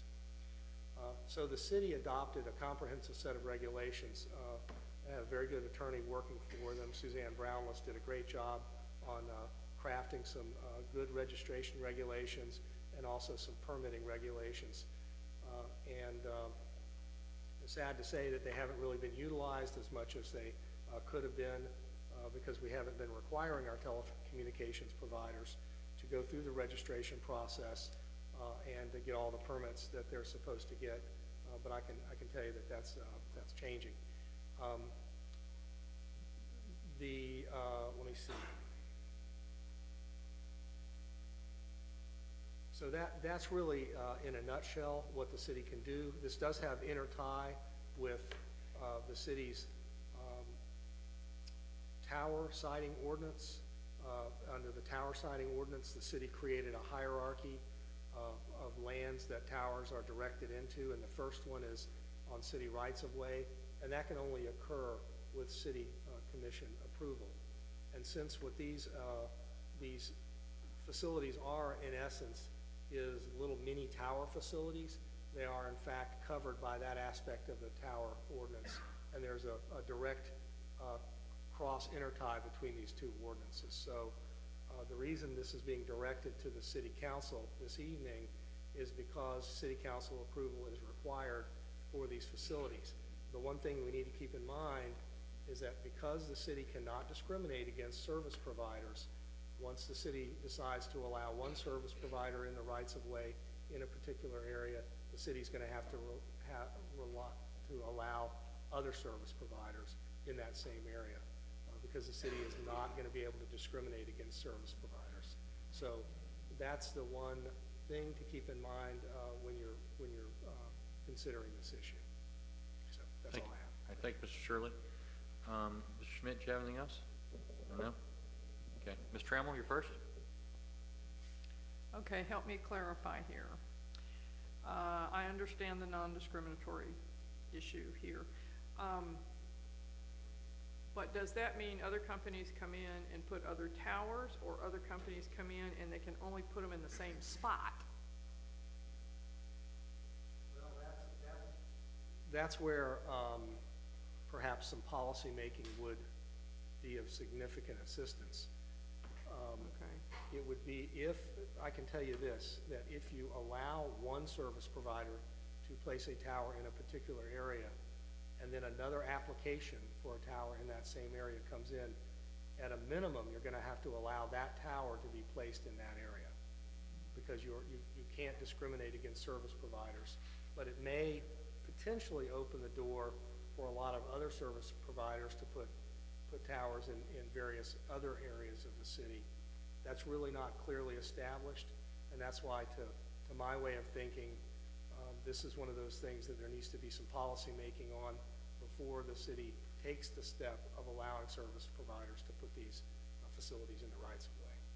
Well, I have some heartburn if they're all gonna be in the same spot in the middle of Crystal Beach, but if we can scatter them all out and put them other places, I'm not so sure that that's a problem, but. From a practical standpoint, you wouldn't be putting two poles, for instance, by two different providers right next to each other, because in effect these are antenna radiators and receivers, and there's probably some prospective interference there. So they'd probably want to keep them separated a certain distance. There are a couple other features in the code that we really haven't touched on. One is that these towers are supposed to utilize stealth technology, try to look like not radio towers, and so that's one factor that you might take into consideration. If you do choose to put these in the right of way, you might want them to look like something else. For instance, light poles or trees or something that doesn't look like a radio tower. So you have the leeway to establish certain standards and certain areas where you'd allow it and others where you wouldn't. So I think there's some latitude in the statutes and in the ordinance to give you some leeway in terms of how you want to handle these. So what I'm hearing you say is we need to have some legislation on this before we move forward on this decision, and you need to bring that back to us? That's what the city manager may have a different recommendation from that, but I think that would be wise to do to determine which areas you're going to allow these facilities in and which areas you're not going to allow them in, so that you can go forward with a completely non-discriminatory treatment among service providers in the areas where they're allowed. If you recall, and I'm going on my bad memory, but back in the end of 2010, early 2011, when this issue was discussed, the city council wanted the discretion to be able to, before they were placed on private property, to see whether or not they could be placed in the public right-of-way slash, on public property, on city property. So what I'm hearing the land use attorney offer, and I don't disagree, that it may be good for us to evaluate where we think these may go, and then bring that back to you in a recommendation.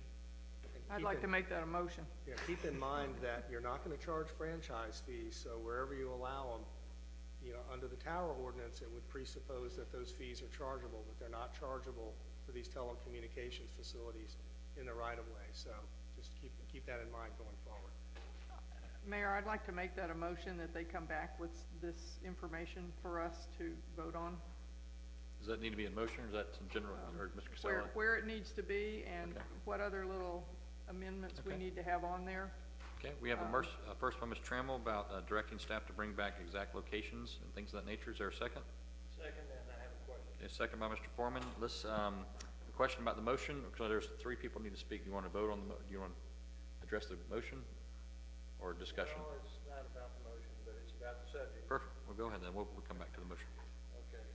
subject is I understand, and with the limited information I've got so far, that these are an augmentation of the service they already provide in the area. That this is an enhancement of what they do. Yeah, my understanding, there's currently gaps in the services would enhance that cell service in that particular geographic area. They're basically small, they call them small cells. They have a limited area of operation, but in some, but their large cell towers can get overwhelmed, especially from areas where there's high concentration of users. And so this basically splits This augments what they're already doing. Absolutely, and it sort of bypasses the larger so this cell is tower. not an infinite number of towers that we're talking about that's going to come in. At some point, they'll stabilize. We don't know that, I guess. Well, for this provider. Can't be any other wants to come in. Okay, and the second thing is, I know from experience that they've been able to locate some of the cell facilities on tops of buildings and on water towers and things like that are available here. And but it appears that this is solely about the ground installation of those towers. Yeah, that's correct. There are other options for them for location of these particular installations, and it appeared that those might not have been considered before installation of in the right of way. So that we could ask questions if they come in. We don't just have to accept it. That's correct. Mr. Marler?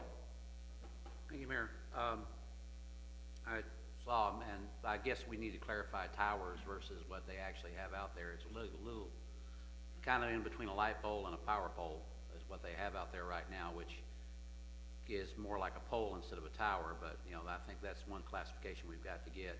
And with the technology going the way it is, I mean, landlines are just about gone. Everybody's got cell phones, and we're going to start getting a lot more of these requests. I know several years back, AT&T put one in, got permission from the Village Baptist Church to put one in, and it looks like a flagpole out from the highway. It looks a little bit bigger when you get to it, but it looks like it's a flagpole that AT&T has. Now, my question is, I guess, is these people have already, my understanding is these people have already got 90 to 95% done, and they only have a few things to do to finish it, short of making them rip it back out.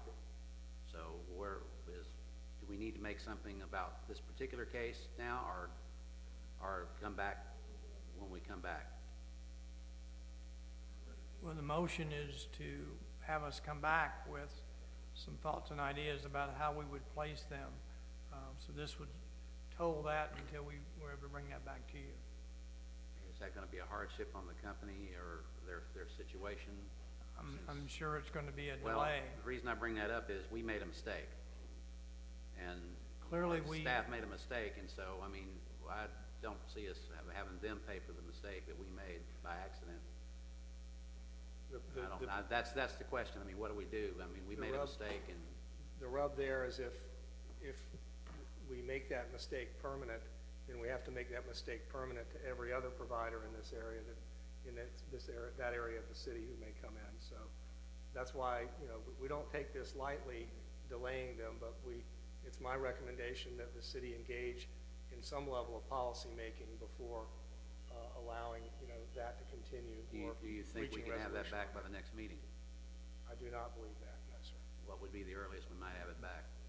The earliest would be the August 17th, but that may be early, but that would be the earliest. We certainly could have some initial recommendations by that date. At least some sort of draft or something?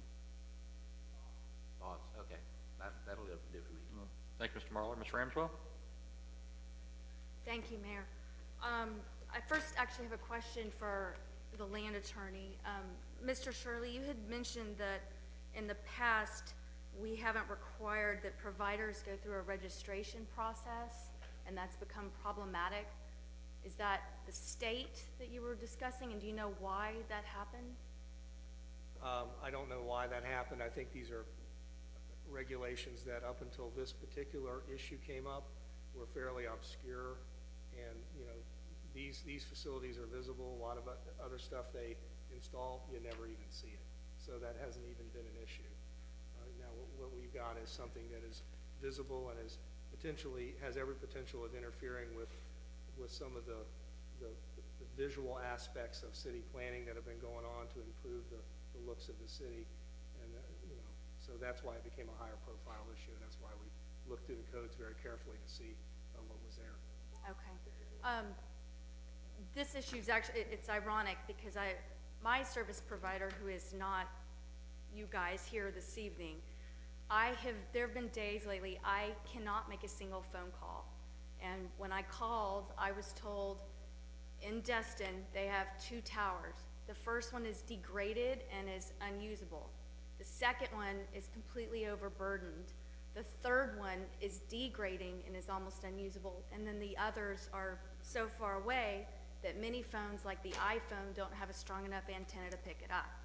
And so my question actually becomes, at one point I'd heard, and I don't know the legislation and the regulation, can companies share towers now, or is it this is our tower and only our users can use this tower? Do we have an answer to that? That would, the answer is the larger towers, that is something that is required by the tower ordinance. But these smaller facilities being as compact as they are, I do not know the answer as to whether they can be shared or not, and that is a question that would have to be put to the company. Because obviously we have a reception problem or a signal problem here, at least with 1 or 2 or 3 providers. So, I mean, I'm all in favor in trying to help everybody get a signal here. I mean, it's ridiculous that we can't get a signal in this day and age. However, of course, like everyone else, I want to make sure that anything we do to help remedy the situation is as low a profile as possible. So I would ask that, as we move forward and taking into consideration, however we do it, just making a very low, as small a footprint as we can. I mean, we don't want to become the city that every 10 feet we've got another provider with another thing just to try to make, a proper reception. So I'd ask that we keep that in mind. Thank you, Ms. Ramswell. Ms. Trammell? I just have a question. The new legislation that went in said that the city could not charge franchise fees, but if they put these on a private property, can the private property owner or business or whatever it is charge a fee? Absolutely. So that's why we're looking at more people looking at our free right-of-way. Well, I don't know the answer to that, but I can tell you that if they put it on a piece of city property that's not right-of-way, then the city can in fact charge a regular rent for it. It's just within the road rights-of-way that the city can't do the franchising anymore.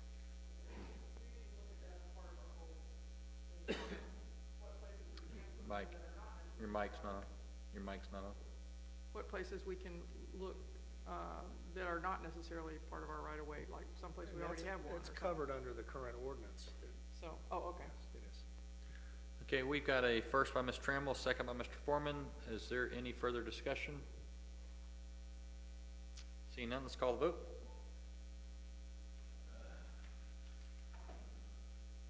Motion passed unanimous, 5-0. So we'll look for that August 17th meeting, something like that, bring back. Great. Thank you. All right, next up, item number 20, city manager comments. Yeah, just some updates. We have the Canaan and Associates is returned to Destin. They conducted their first session with the Crystal Beach area this evening at 5:30. My understanding that is now complete. Tomorrow evening at 5:30 at the community center, they're going to look at the combined area, the town center and the harbor, and then on Wednesday at 5:30 at the community center, Holiday Isle study area. So those are the 3 sessions in the vision.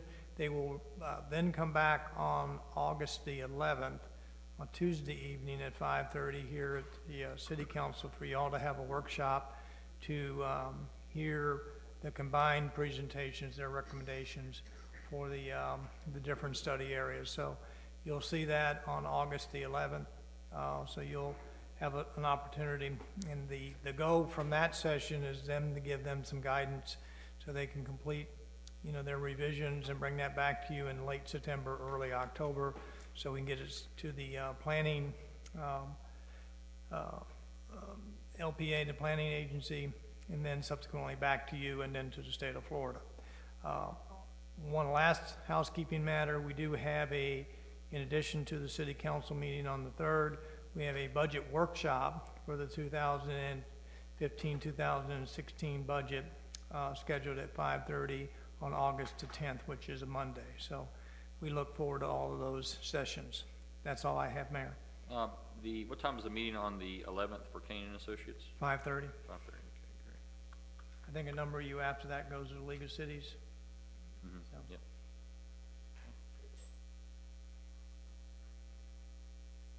Will Tammy be sending out, or some of the other ones, or Ray on the 3rd and the 10th? Will we get more get scheduling requests for those, the workshops? Okay, good. Yes. All right, thanks. Great, thanks. Thank you, Mr. Casella. Okay, that's it for the council meeting part, but next up is comments from the audience. Anyone like to come forward, speak? You're welcome to at this point in time. Okay, Ms. Ingeretti, yes.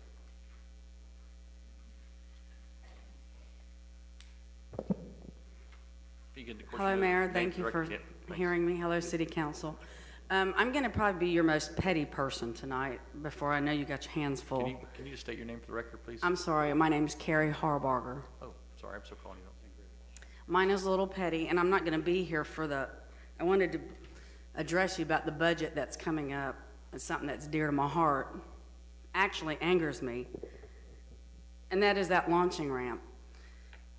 It's not the money of paying $30 to launch my boat, it's the principle. I feel like the city double dips on the locals, and again, I'm up here asking for the city council for right to the waterway.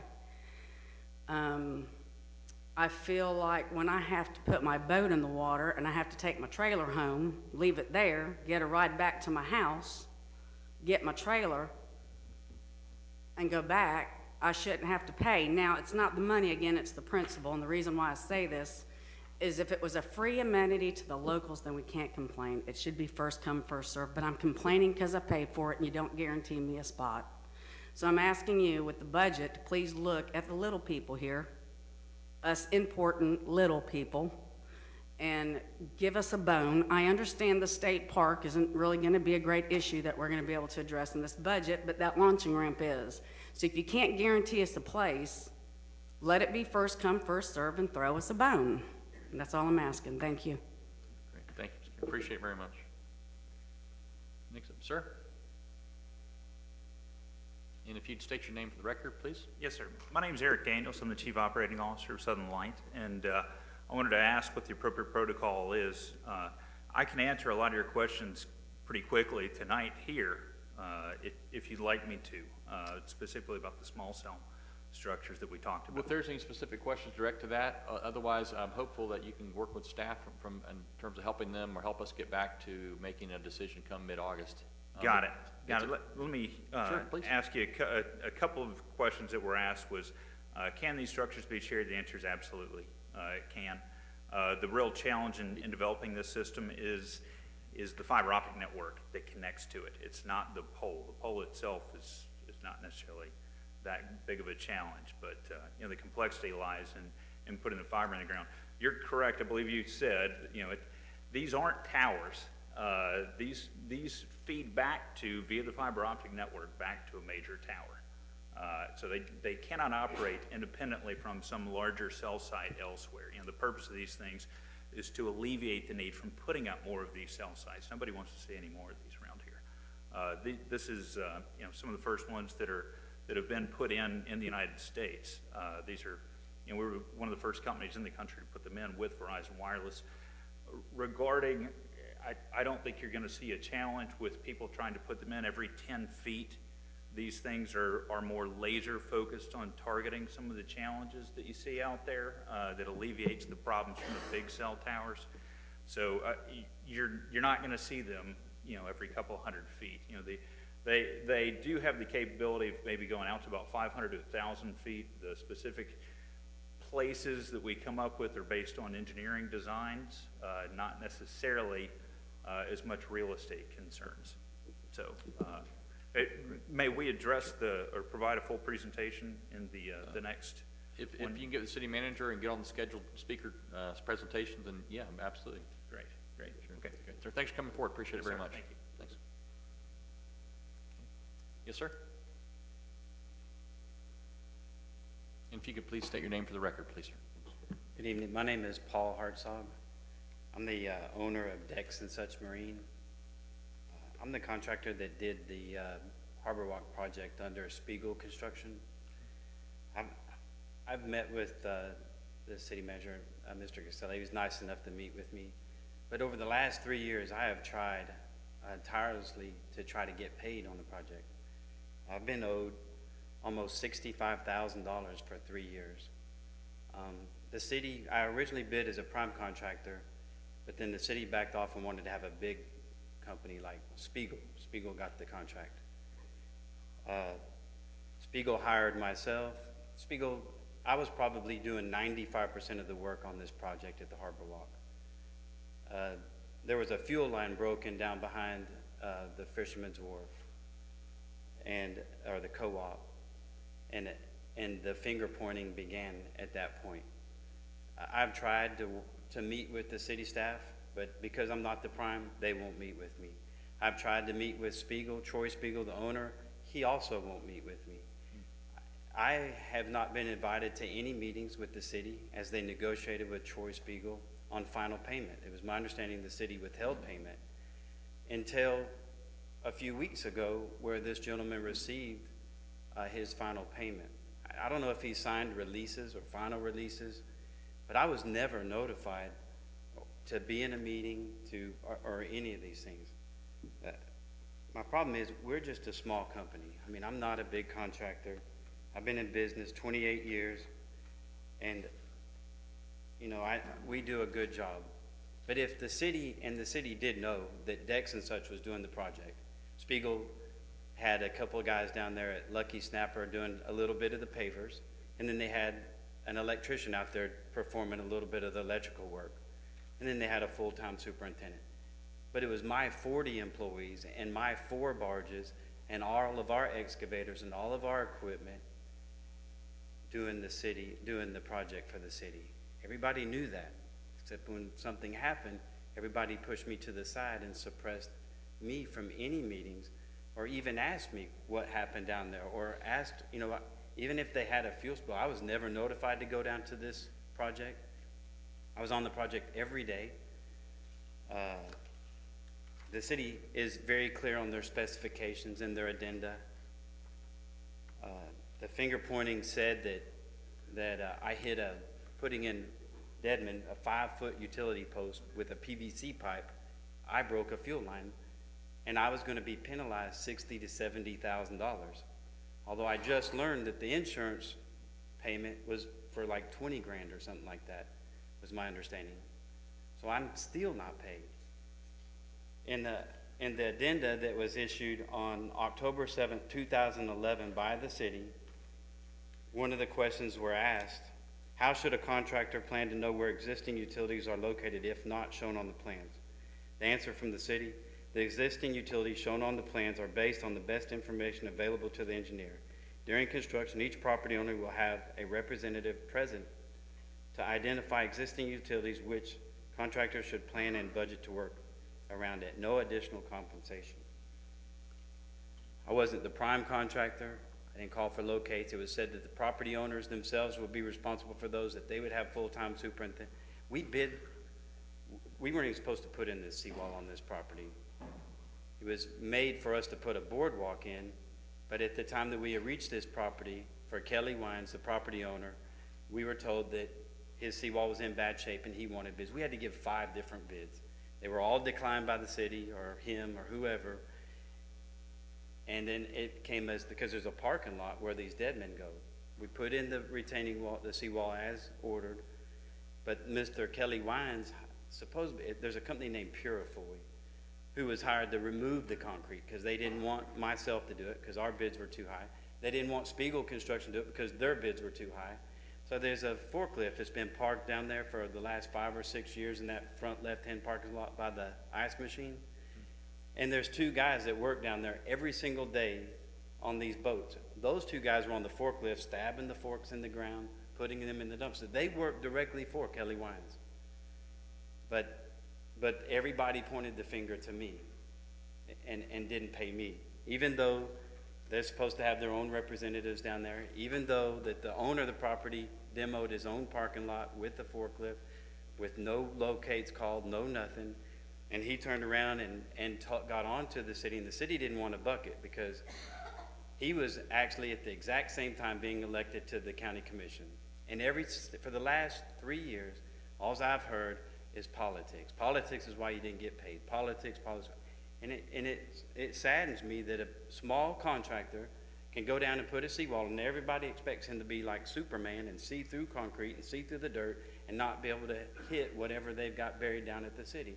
It was known that when we built this project that there was no telling what was buried back there. There's all kind of stuff back there that we inhibited. We didn't have any problems till we got down here.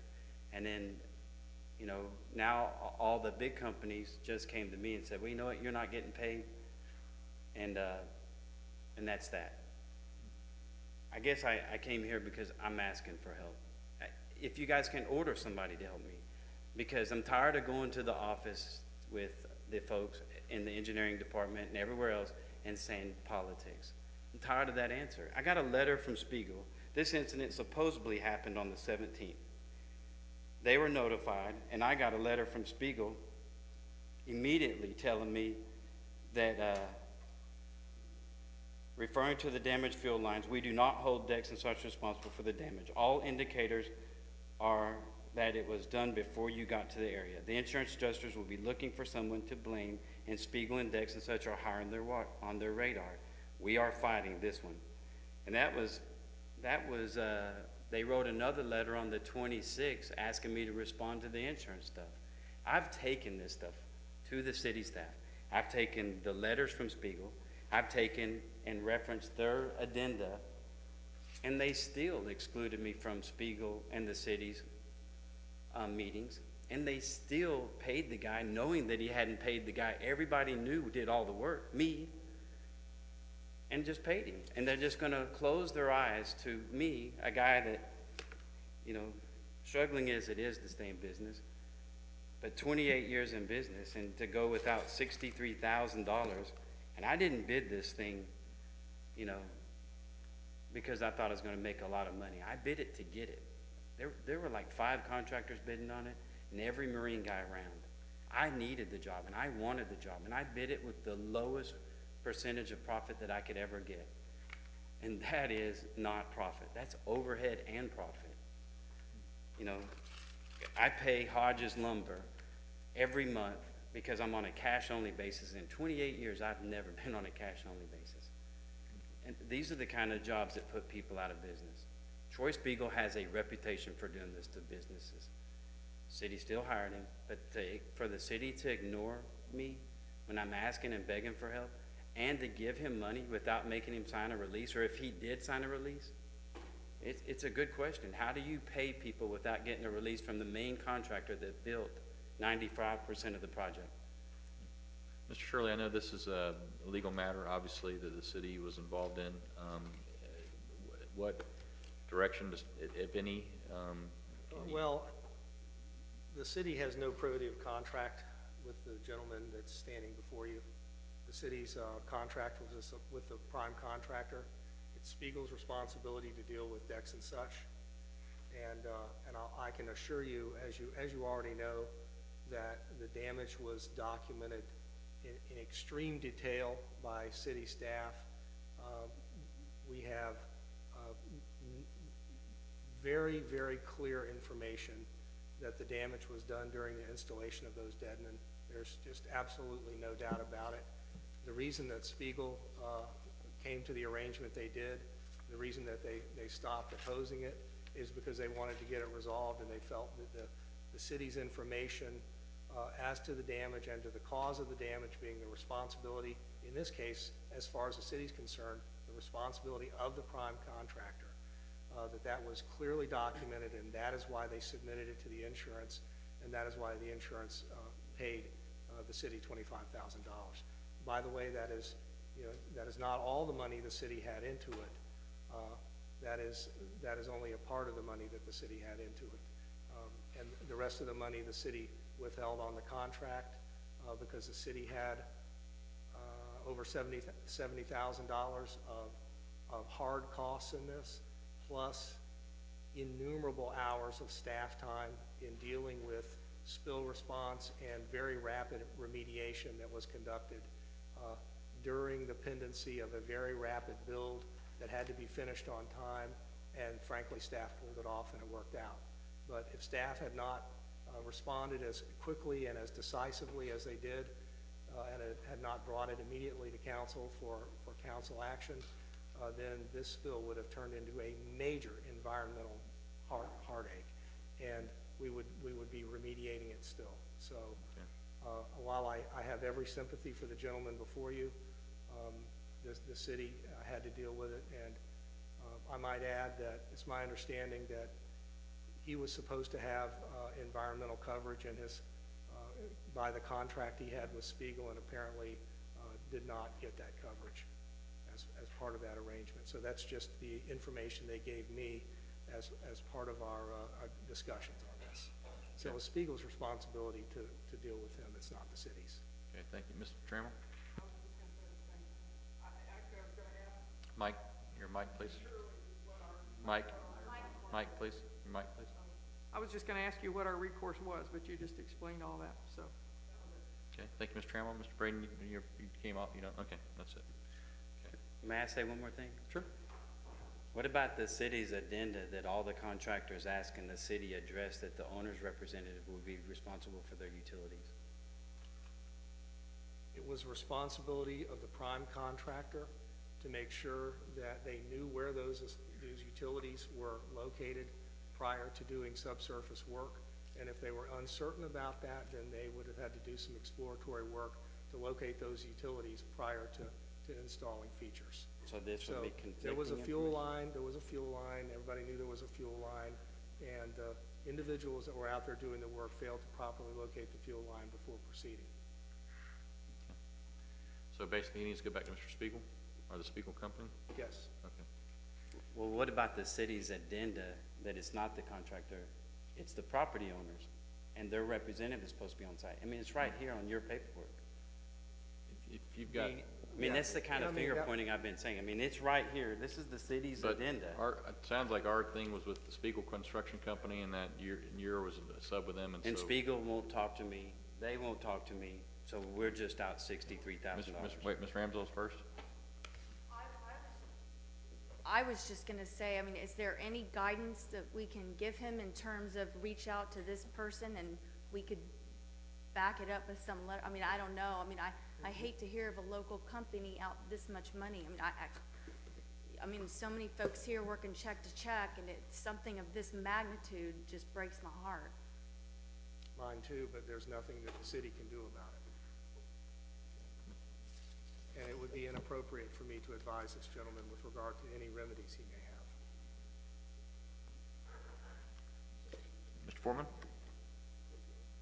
Yeah, one part of it bothers me, and that's the fact that he's saying that none of the city staff or anyone would meet with him to explain this.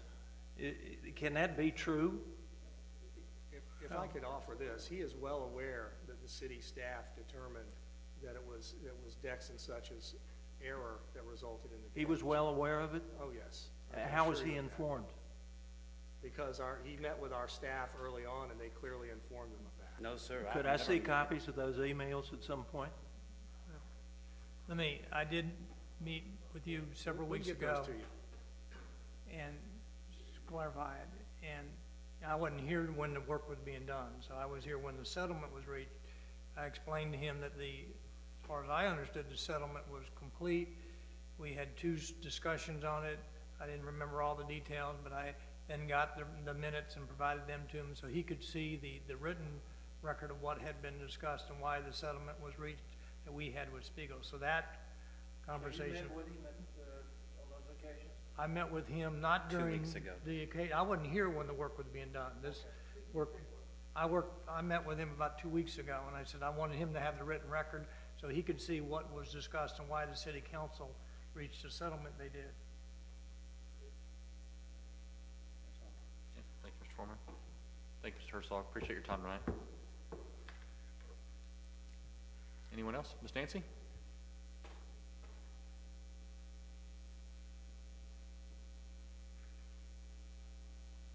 I think you know the routine. Nancy Weidenhammer, a citizen of Destin, concerning the cell tower. As you look out the Gulf, I've had several comments given to me. Unfortunately, when they look out their windows, the homes across the street, it's an ugly sight. But I would ask, possibly, or suggest that staff look at making those more aesthetically pleasing. You go to decorative cell phone towers on Google, you'll see all kinds. I was fortunate to be out in California the past month. They have some kind of ordinances where all cell towers or anything like it are decorated. They look like pine trees, they look like palm trees, they look like church steeples, and you would be very, very surprised that you don't even notice it's a cell phone anything. And I don't know if that's a possibility for us to do or not, but I would suggest that that be looked into. Great. If we can't do anything with the one that's there, maybe for oncoming things that are going to happen. And they were Verizon towers. So, Okay, thank you. Thank you so much. I'll direct Mr. Casella to take that in mind. Ms. Moore? Mr. Casella, what Nancy said, just to make sure when you're formulating what to bring back is to make, okay, you got it, perfect, thank you. Ms. Moore? Thank you. Lee Moore, representing Howard Group. I would echo what Mrs. Weidenhammer just said and expand on that a little bit. In case, for some odd reason, I'm not able to be here, when you hear this, I just want to encourage staff and the council to be extremely cautious about these cell towers as you craft this ordinance and go forward in your decisions. I think if I attended the first part of the planning meeting tonight, and one of the things that they really focused on is how US 98 is the front door for Destin. And I would echo that with Scenic Gulf Drive. I mean, obviously there's a lot of exposure there. We're trying to do things to clean that up. I mean, we as a community and you as the municipal body to clean our rights of way up, and putting more things out there that may not be attractive, or even if they are attractive, there are a lot of them, goes directly against that.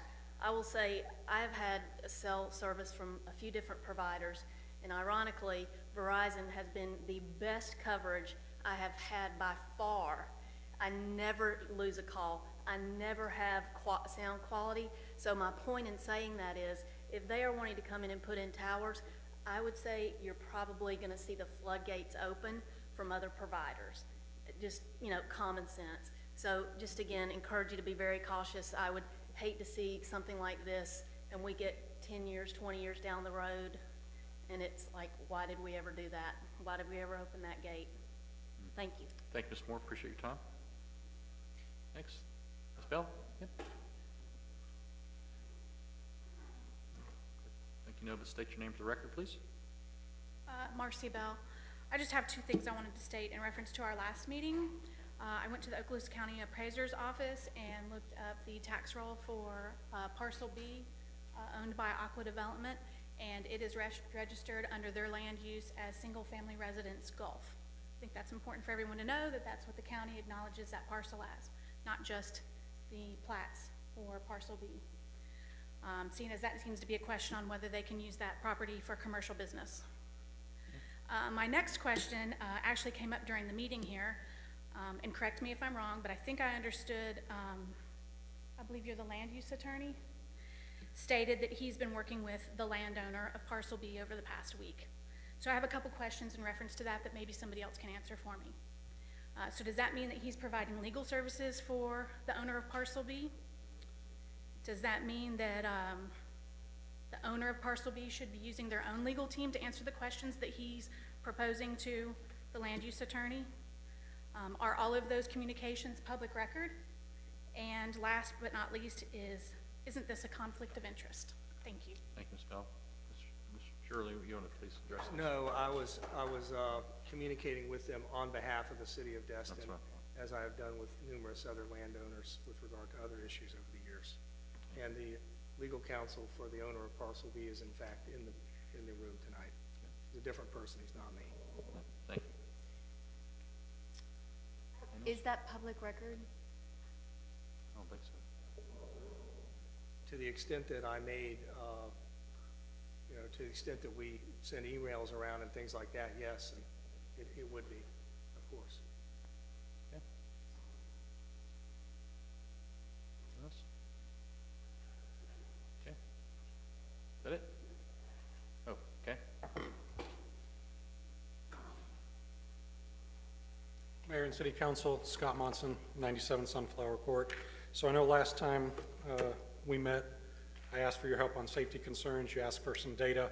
So I specifically wanted to provide that to you. I wanted to use, I had kind of three criteria. One is an objective third party. Two, a group that was concerned about safety, and a group that was credible in this area of expertise. So I went to Emerald Coast Scuba. They've been certifying PADI divers now for 30 years here in Destin. Lori Schmitz and Lori Schmitz-Janowitz and Anna Schmidt have owned that business for 30 years. As a matter of fact, they certify more divers and more PADI instructors than anyone else on Emerald Coast. And then secondly, they also certify the rescue folks for the city of Destin, the lifeguards. They certify all their lifeguards. So I think that qualifies them on the safety front. They also, as part of the PADI instructor course, have courses to teach you how to map dive sites, et cetera. So I think that brings in the credibility. And if you know anything about PADI divers, I think that also brings the fact that they are passionate about safety.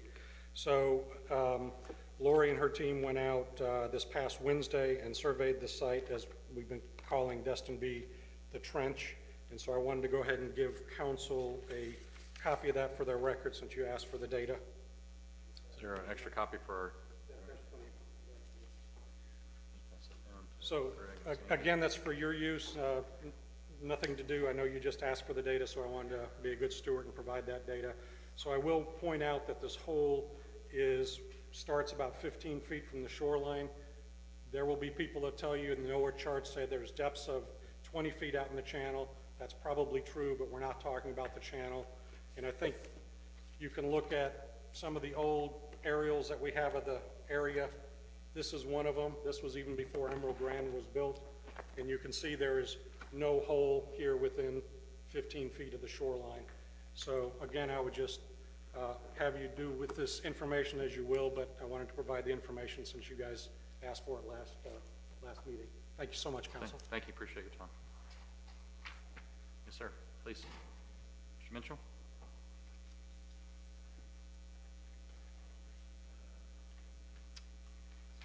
I think you know if you can state your name for the record, please. Steve Mitchell, just a quick, somebody left their glasses for, just a real quick thank you. I just came back from the vision session as well, and I just wanted to thank the city staff. They're working real hard on that, very productive. I just wish the group that's there would come to this meeting, because I don't know what the secret is. Maybe they're giving snacks away. That might be the secret. But it's refreshing to see a lot of citizens of Destin participating. Well, I just want to thank the city staff. Thanks for going. Appreciate it. Thanks for coming here afterwards, too. I appreciate that. Absolutely. Yes, ma'am. Please.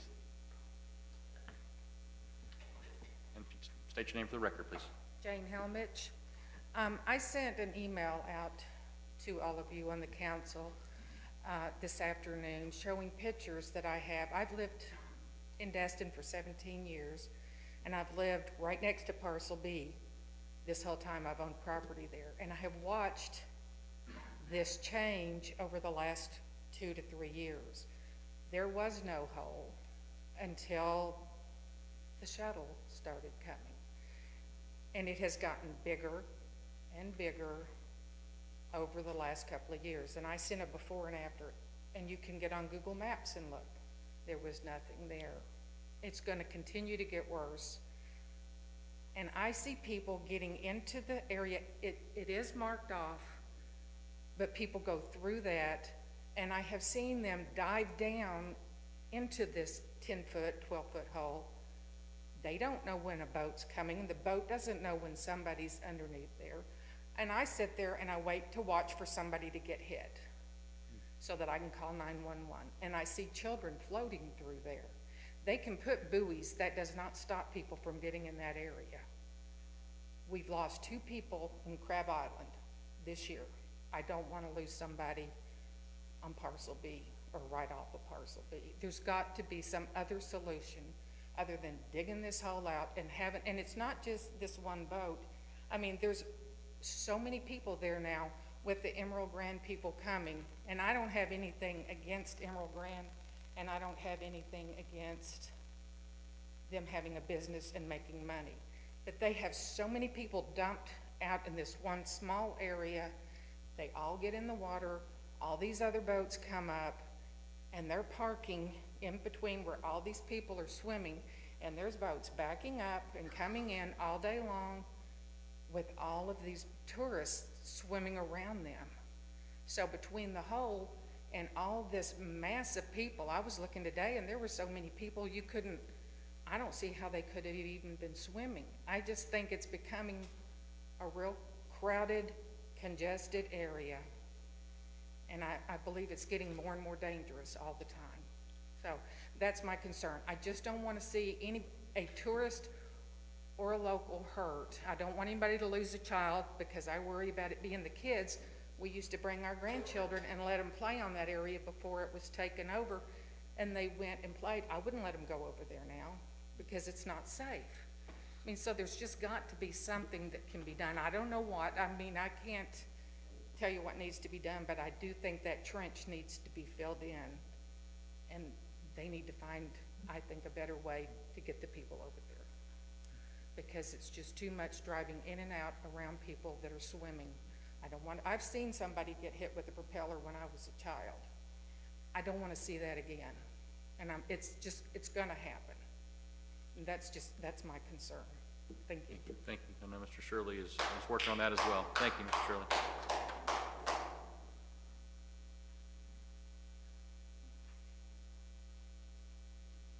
Please state your name for the record, please. Hi, I'm Retha Shreve, 415 Gulf Shore Drive here in Destin.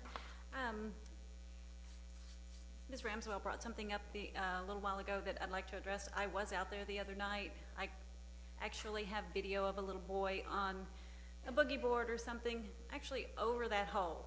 And the entire time we were there, my mom and I were both just tense, waiting for him just to drop. No signs up, nothing to warn anybody that that hole was there.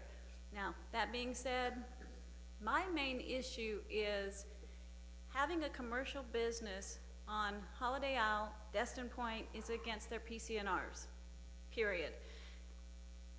It's one thing for one person to assess his property as long as they assess their property and approach the beach in a manner that it keeps the beach and the sand offshore in as much of a natural state as they can. But this is a huge boat carrying hundreds of people every day, in and out, and bringing a commercial business onto a property that is a single-family residence property. That's my issue with it, the safety of it, the safety of that hole. Fill it in. If he wants to let people come out there, bus them out, let them come out Osteen access, set up their own umbrellas, and have a wonderful day.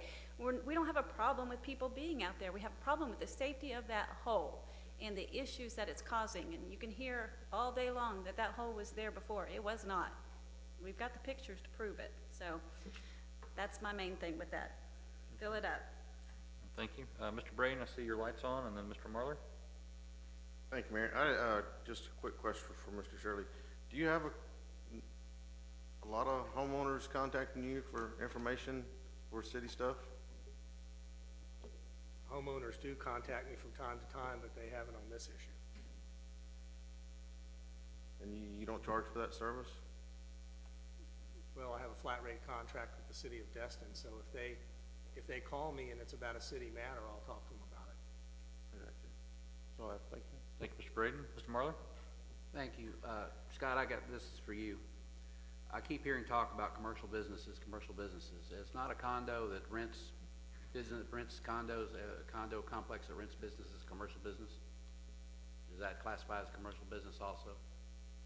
Well, this particular business is not a commercial business. But the city, you know, all up and down all the city's beaches, beach vendors set up beach chairs. It is a use that the city has allowed universally on all of its beaches. And I know of no reason why it would violate the land development code, and even more importantly, custom and practice of the city for this private landowner to set up these beach setups on their private land on a beachfront. You know, that just seems something that is entirely appropriate.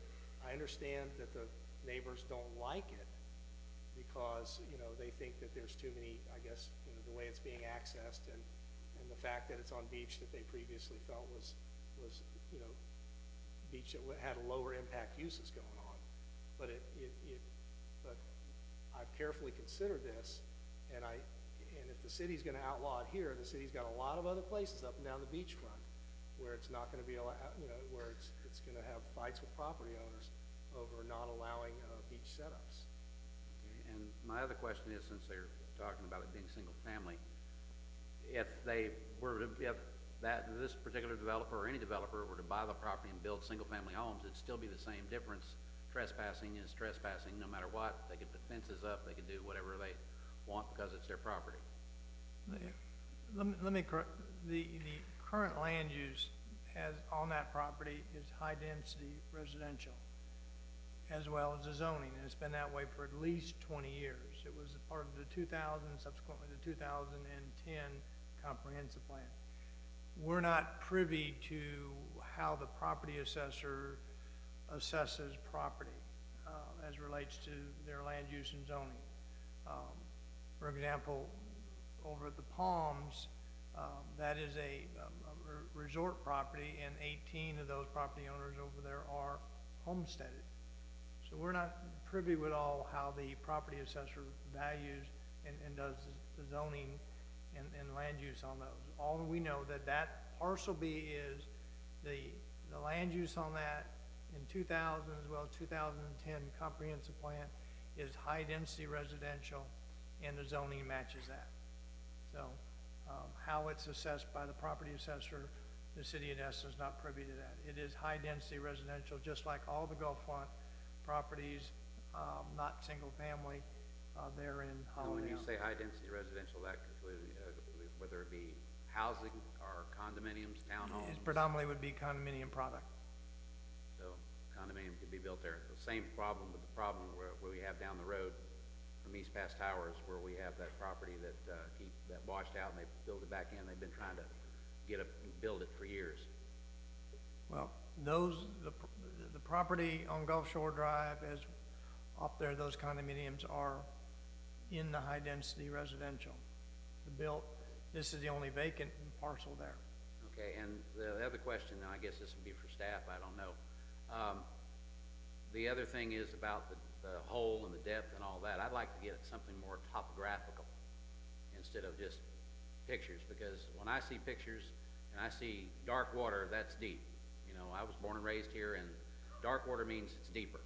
I'd rather see a topographical assessment instead of, I think y'all know GIS or whatever it is that they do for doing topographical of the area for a certain period of time. Because I know the currents also have something to do with making the depth of that hole bigger, besides one particular boat. And when one of the lady that came up showed a picture, I saw several other boats out there besides just that boat. And I just wondered, you know, could all those boats out there, because you've got scuba people out there, could all of those boats be contributing to the possibility of the wash and not just one particular boat? I don't want to, if we're going to do something, we don't want to make it site specific. We want to do it for the entire city, because if it's a problem there, it's got to be a problem somewhere else. As Mr. Shirley said, we have to do something. We have to do it for the entire city. Thank you, Mr. Marley. Ms. Ramswell? Thanks. Actually, I have a couple of questions. I completely understand the comparison to private homes and how many of them actually have setups and they pay for chair setups on their private beach. However, they're not advertising their private beach as part of a business. And that's actually what's sort of happening right now. It's being advertised as the private secluded beach for the Emerald Grand.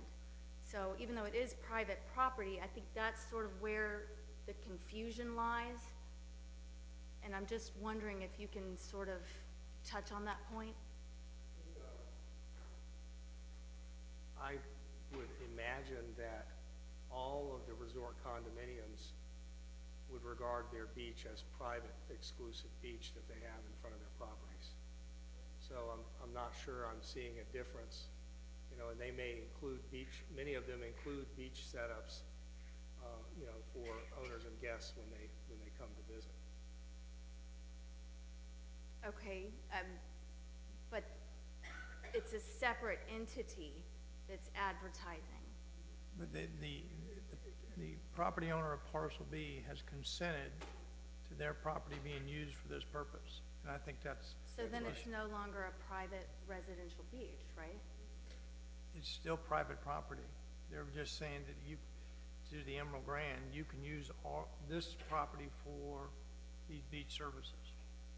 Sure, I see what you're saying, but I'm not, it seems like it's not, I mean, I'm not an attorney, obviously, but. I think what I see people trying to do is attempting to split hairs in order to disallow something that, if it was disallowed, would have a significant impact all across the city. So I just don't see that as an appropriate approach to the issue. Okay, I have other thoughts, but I'll refrain at this time. We can talk offline. Well, I think what I'd like to do is, I mean, I don't want to go too much deeper on this. Clearly, last meeting, we heard some discussion, and again tonight, we've heard some more discussion. Our land use attorney is on top of it from our standpoint. He's aware of the concern in the water. He's aware of the other concerns that we're facing.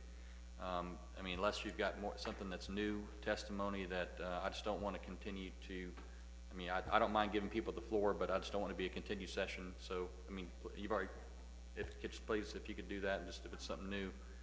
All right. Marcy Bell, yep. In reference to your suggestion of typography, if you go to Google Earth, they have a setup that you can download, and you can do different dates, and it'll clearly show you that there was no hole, and you can clearly see when the hole appeared. And those are satellite photographs done by Google Earth. I have them. I sent you guys an email today. I told you if you didn't have them, I would provide them. I thought maybe somebody else had provided them to you. If you haven't received them, I'll be happy to send them to you. Or you can do the research. But they're there, and they clearly show the hole wasn't there, and now the hole's there. Thank you, Ms. Bell. Helen? Yep, okay, before you speak, Mr. Foreman? I got this whole point a long time ago. And the problem I've got is a child can drown in a bathtub, can drown in almost any water. And if you go into the harbor, or you go into Crab Island, or you go to any of those recreational areas where there's activity in the water, there's a possibility without precautions that you're going to have a problem. And so what I'm trying to reconcile here, why that hole is any different from any other hole that we've got out in the ocean, that it's not just a simple matter of going in and filling up that hole. The argument, it appears to me, is you just don't want the boat there. No. Okay, may I say, I don't have a problem with the boat so much. One of my problems is we have a boat slip. We can't dredge there to make our boat slip deeper because that's controlled and you have to get permission. They are in essence dredging this hole out, and they're blowing it out. And it's not just somebody drowning there that's the problem. I'm worried about all the boats going in and out with all the people in the water swimming. but I think I've already said that. My thing that I'm up here for now is I have a question. Who pays for the trash pickup and for the raking of the sand on the beaches? Is that city? No, those dollars, those beaches, all the beaches are maintained by the Okaloosa County Tourist Development Department. So the bed tax pays for that. Okay, so my question is, how come on parcel B, they make up to 18 passes just on parcel B when they don't do that much anywhere else? And why, before Emerald Grand came, was there one single trash can out for the public access, and now there's 13? Since Emerald Grand started putting people out there, why did it go from one single trash can to 13 trash cans? I mean, They put additional cans where there's a need for cans, so. and they're being paid for with public money for a private business? All of the beaches are being cleaned, all of the beach accesses are being maintained by bed tax. Okay, Paid by the visitors. okay. Thank you.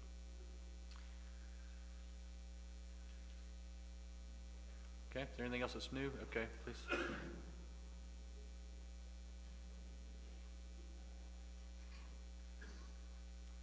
Aileen Stalvey, Gulf Shore Drive. Just a simple question. I know there is a big difference between your city park of Noriega Park and the state beaches.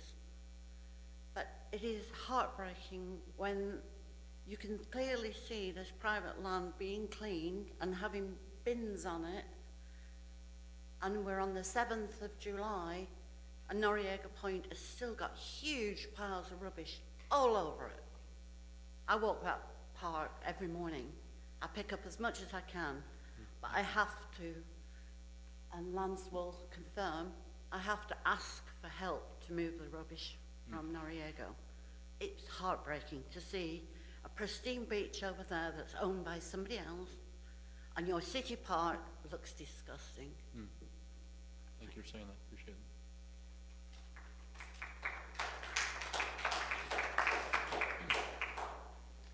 Anything else? Okay, seeing none, this meeting is adjourned.